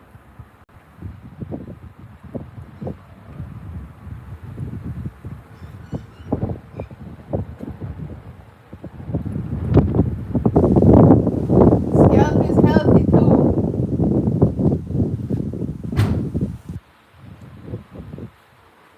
Scalp is healthy as well.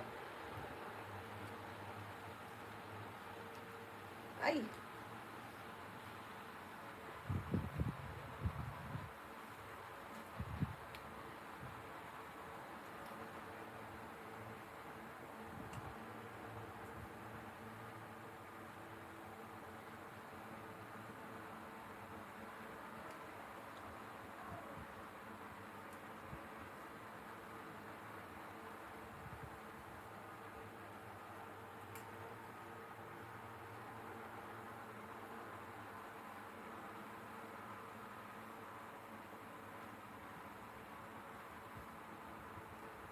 Detangling you guys. Wow. I don't have a lot of breakage either. That's great. That's what we need, guys. Less breakage.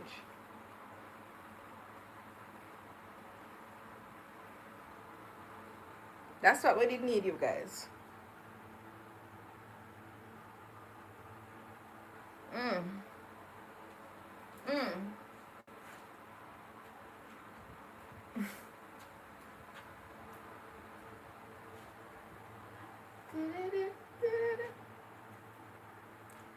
You can't be if you're standing on me.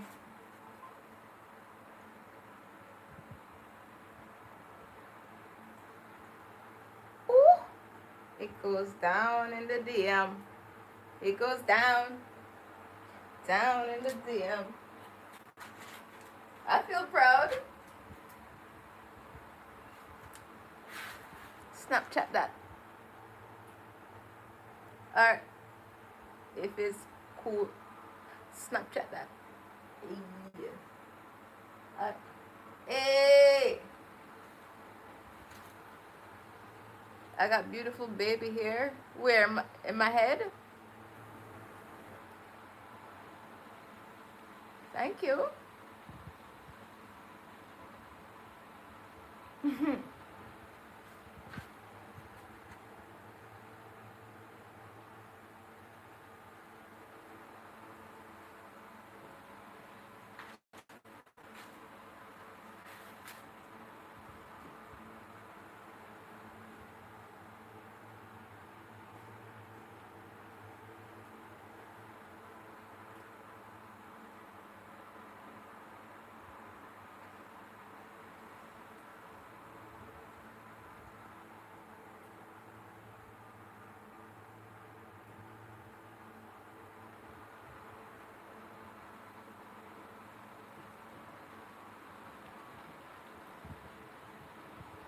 It's all natural.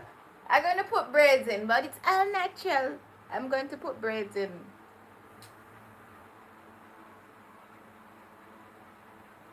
Yeah, I want to put braids in my hair.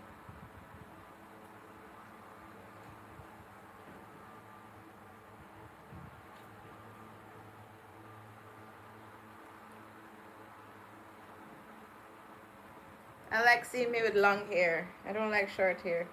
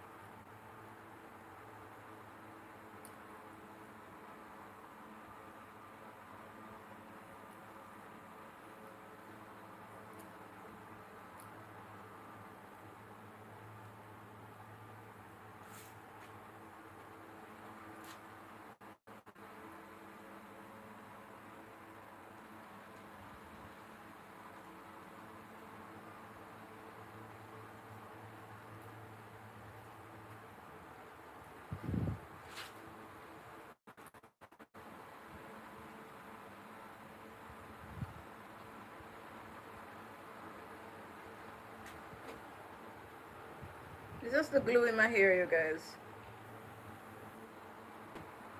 Come out. Whoa. Whoa, whoa, whoa.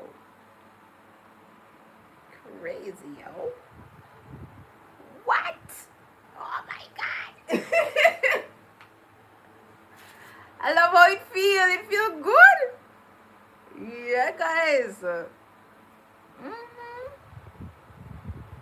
That's what I'm talking about, bro.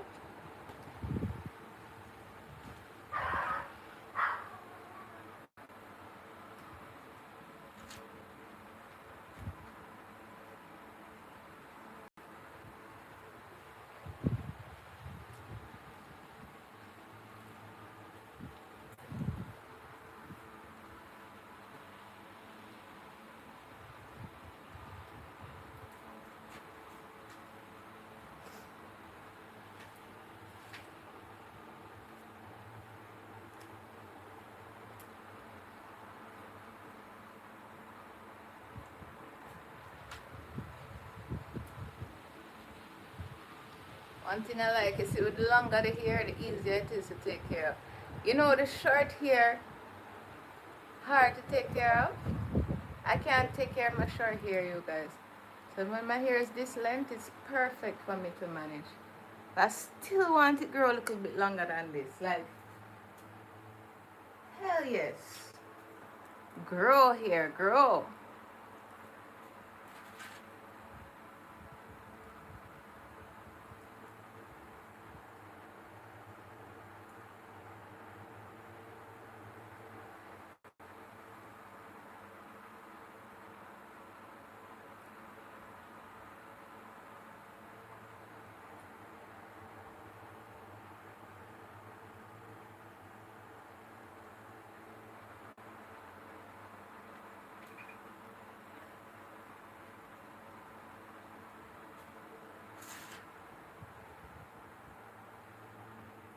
Like up the video, guys.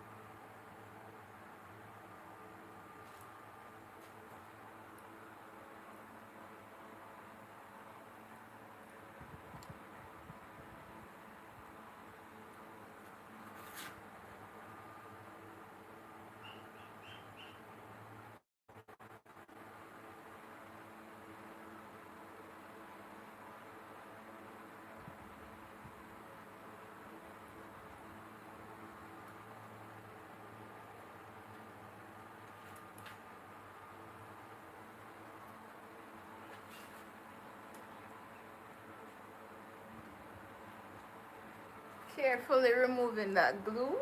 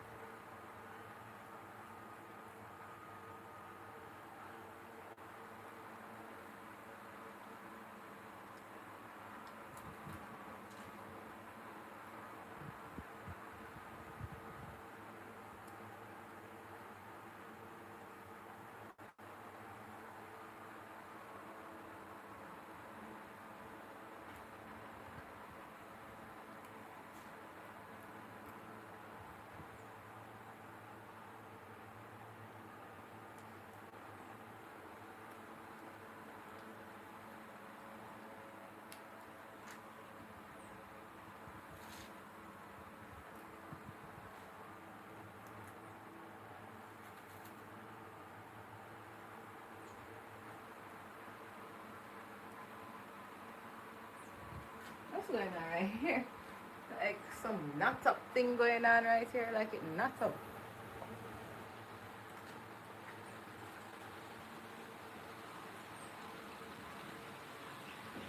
Aye.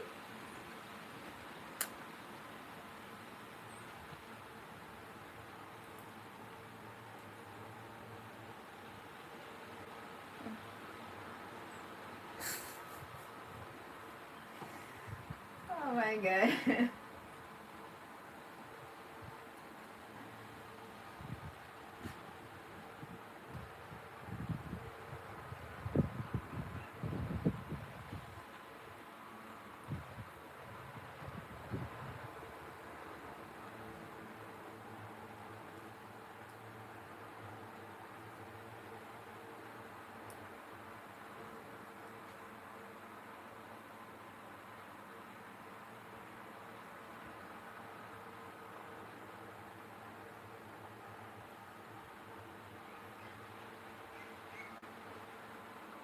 Some rare going on up in here, man.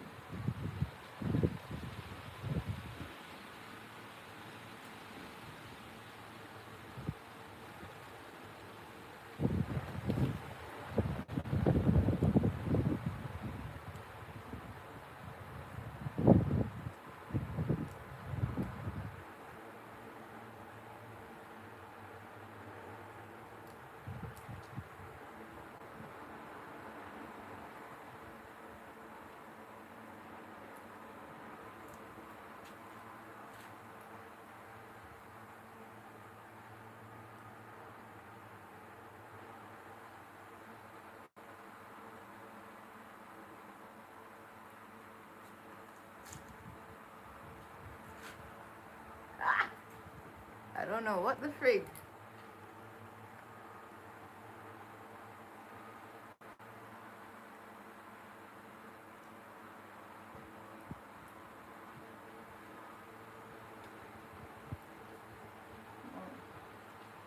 Okay. Something got tangled up in here, man.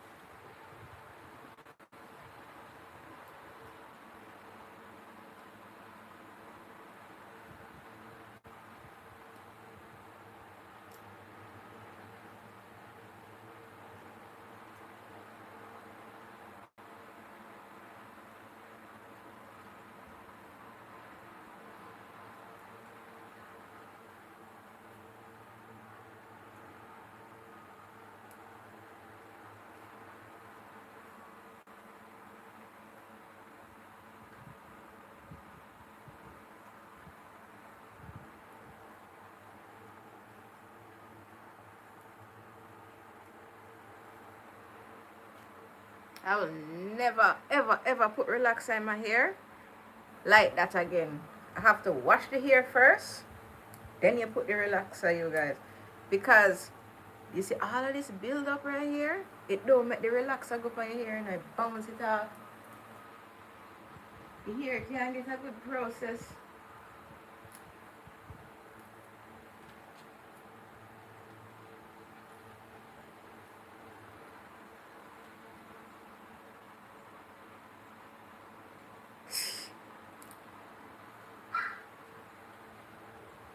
Yeah, this is the glue from the wig. I know it look crazy.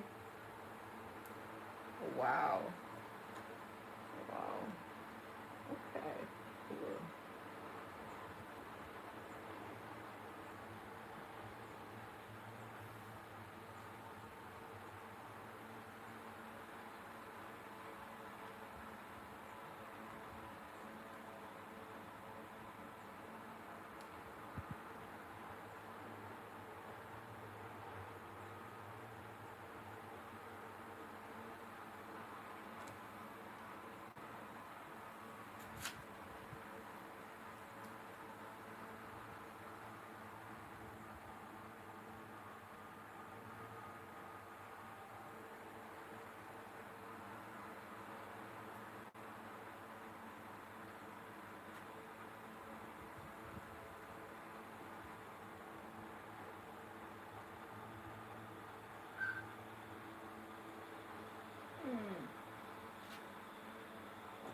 Hmm. Something right or so. Mm-mm. I lost some of my edges, yo. The fuck?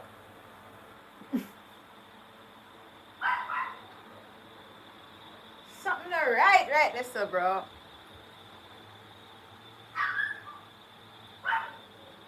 Hmm.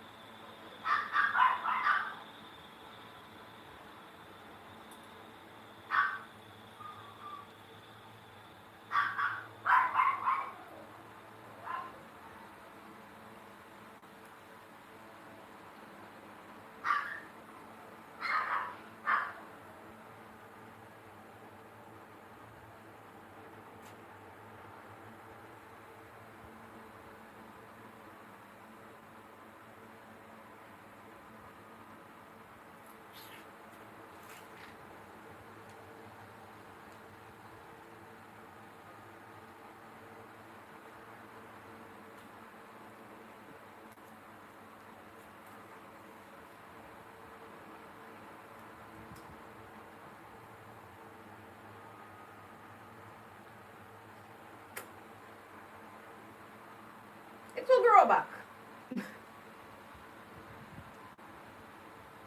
Yeah, it will grow back. Damn, man. You notice the wig?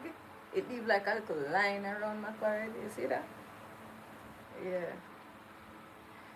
It's me pull off the wig. I keep on pulling them off, you guys. This is my fault. I should have used the wig remover first.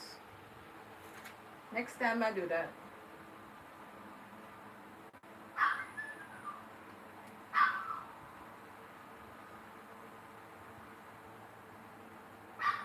Wamtio. The dog calling me, you guys.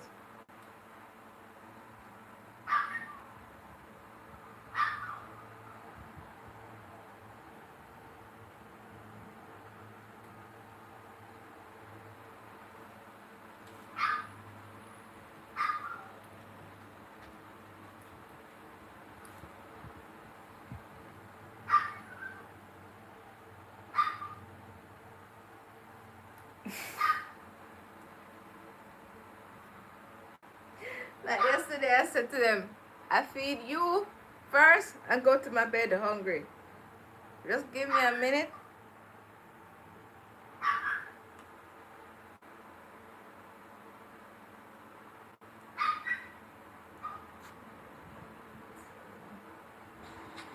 Then they aggressive.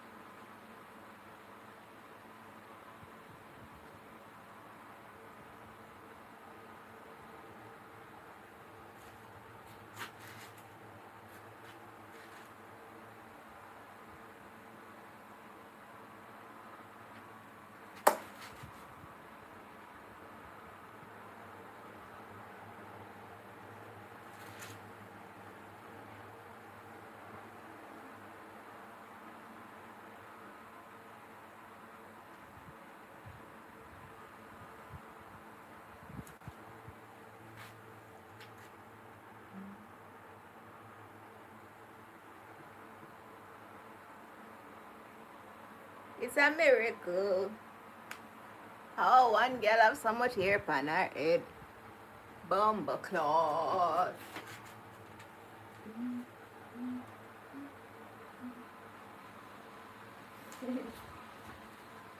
Ooh, it goes down in the DM.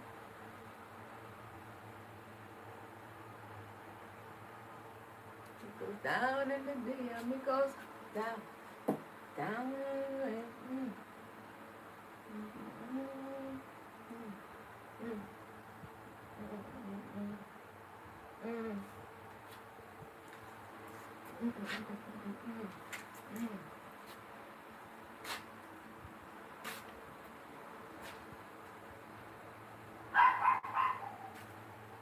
My dogs, them guys, I gotta go deal with my dogs, yo.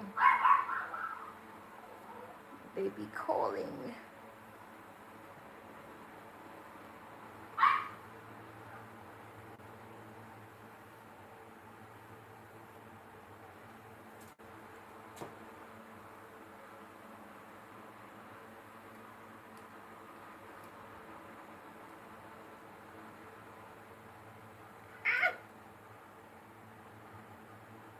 Fucking hell.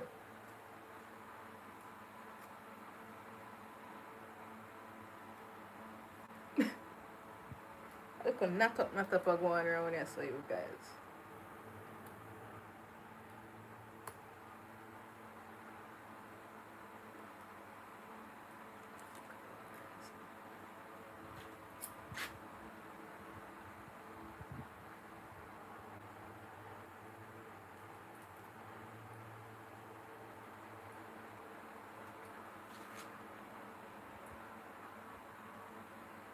Shit.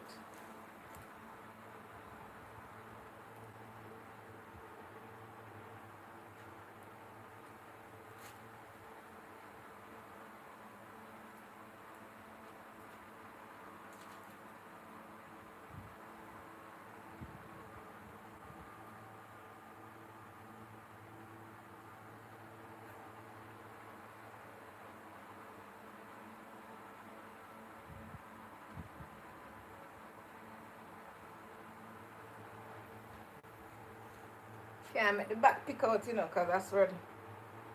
Okay.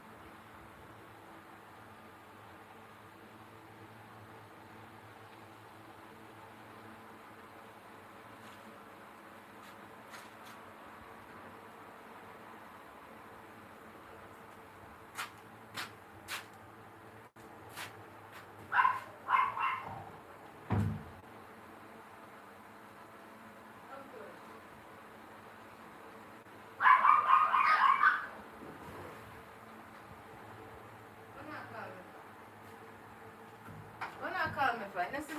Let it go on to. Yeah, let it go on to time myself.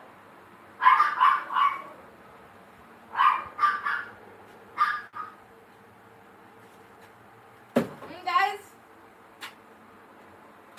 my baby mothers are calling me.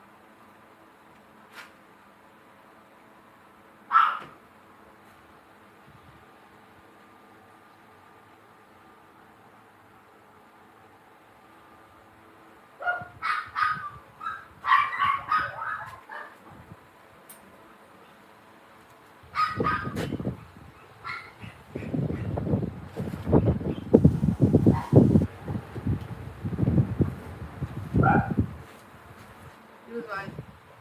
I use a thong panty to tie my hair, you know. Mm-hmm.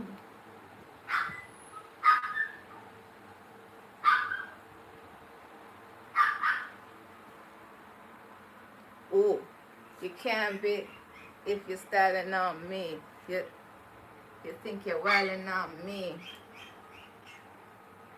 Pull up with that click clack. Switch back. Ooh! It goes down in the dick. That's when you wash my hair.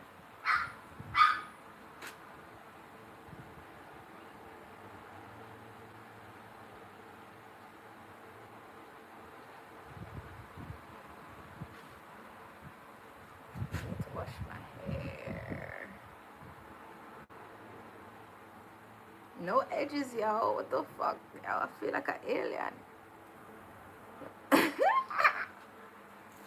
I feel like an alien. But guys, don't worry yourself. When it grow back, it just grow back nice, like some beautiful baby hairs at the front. Like, yes. Okay, yes.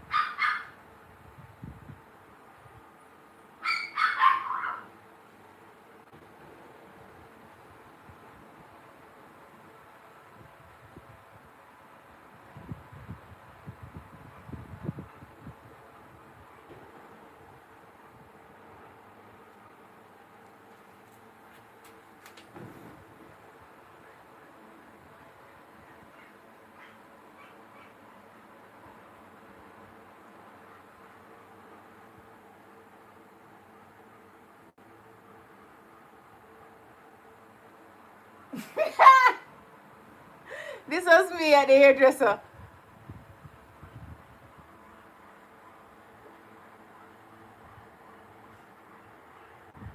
Yeah.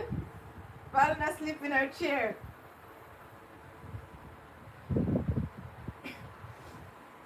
Same way.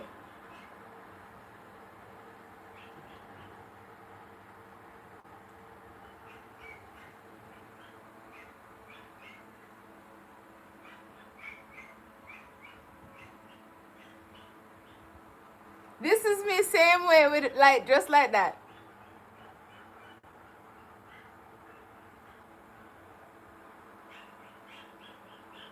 Falling asleep in her chair.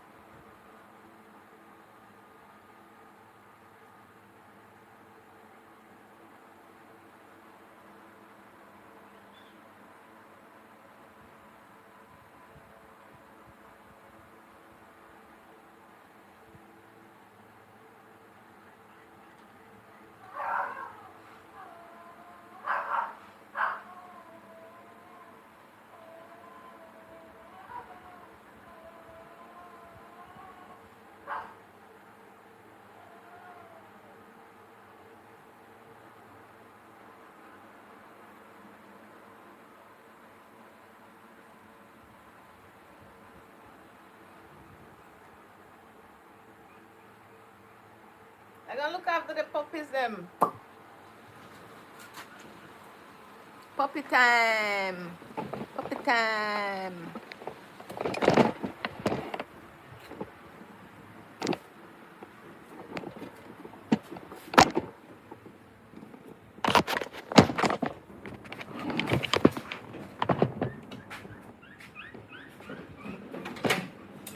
Back up.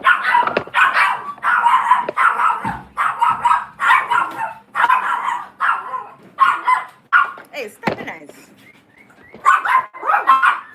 Shut the fuck up. Sorry guys, man, the dog in my teeth.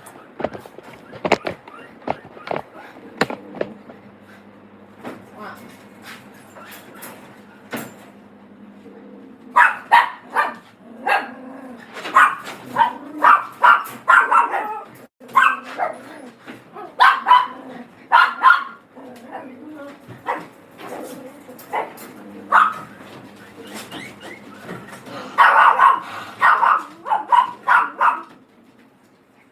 I can't manage with the excitement. Just jump out.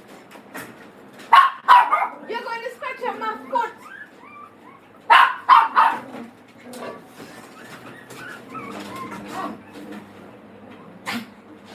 Relax, relax.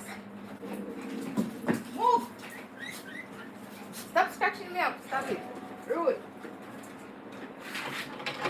Back up. Back up. Say. Back up.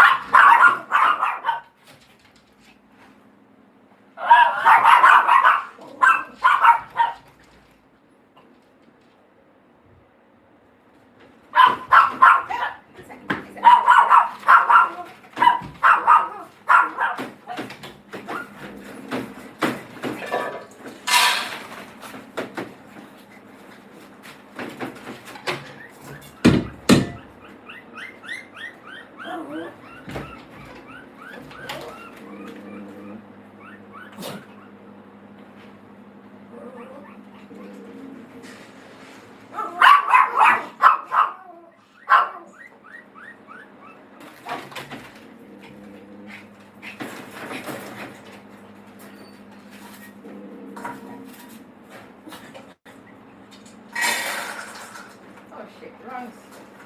Wrong. I think I'm doing something.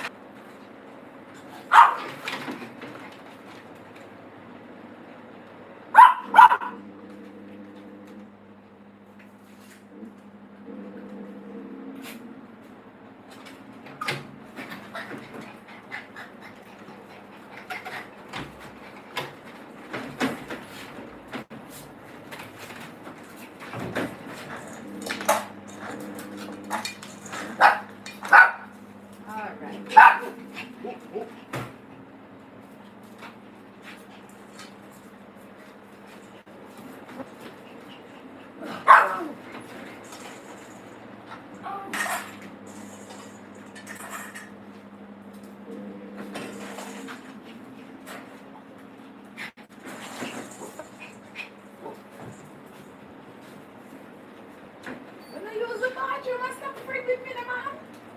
Leave me alone.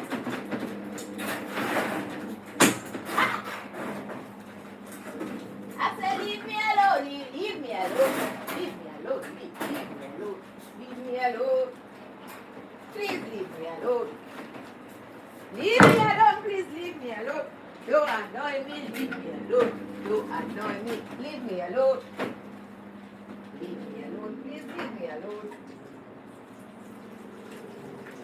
Leave me, let me do my work. And after I finish work, I come play with the pretty puppies. Let.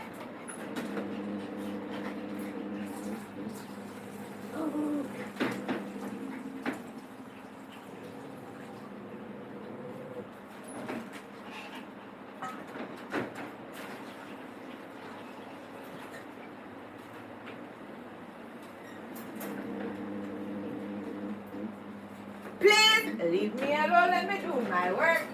Don't harass me, dog.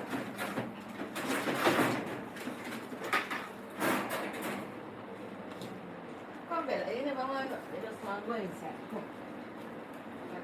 Yes, ma'am. One more thing. Who them wanted to call me, but what up? It wasn't even feeding time yet. Yeah. But at least we can get something still. You get something nice now. Nicer than the dogs I can't find right now. Real nice.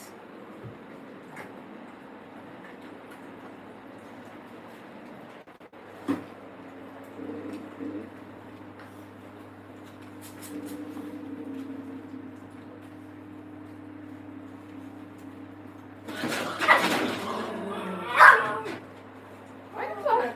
Benji, what is wrong with you?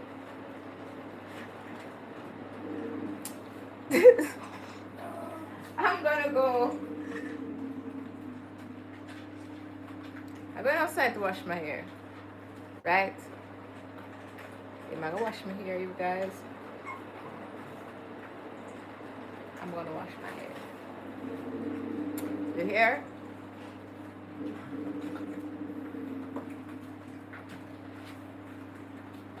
And mind you, that's gonna be very stressful because washing your hair consists of using a bucket because we don't have any water. So I have to use this jug, wash my hair. Wait for it to air dry. It's gonna tangle up on me now. Great! So we just detangle and it's gonna tangle again. Yay!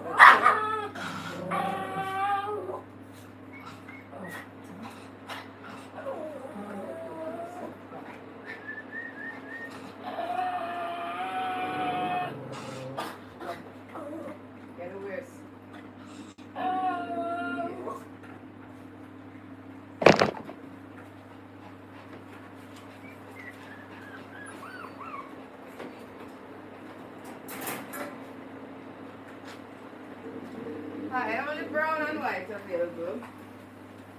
And the brown one is the female. The cream white one is a male. Only those two available currently in 2 weeks.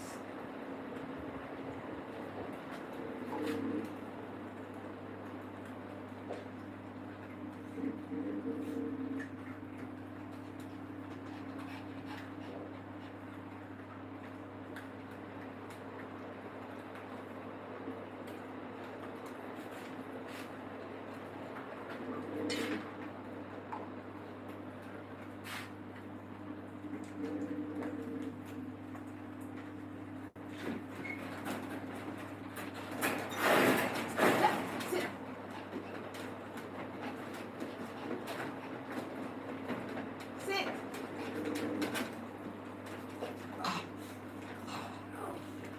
Sit.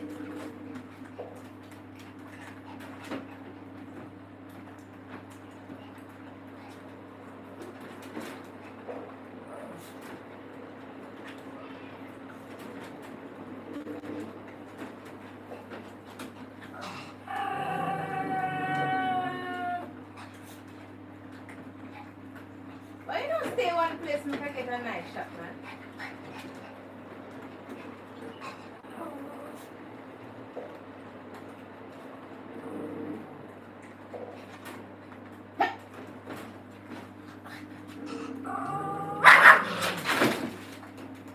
Pappy, stop.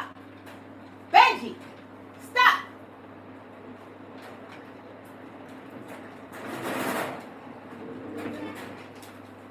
Sorry guys, Benji being acting weird.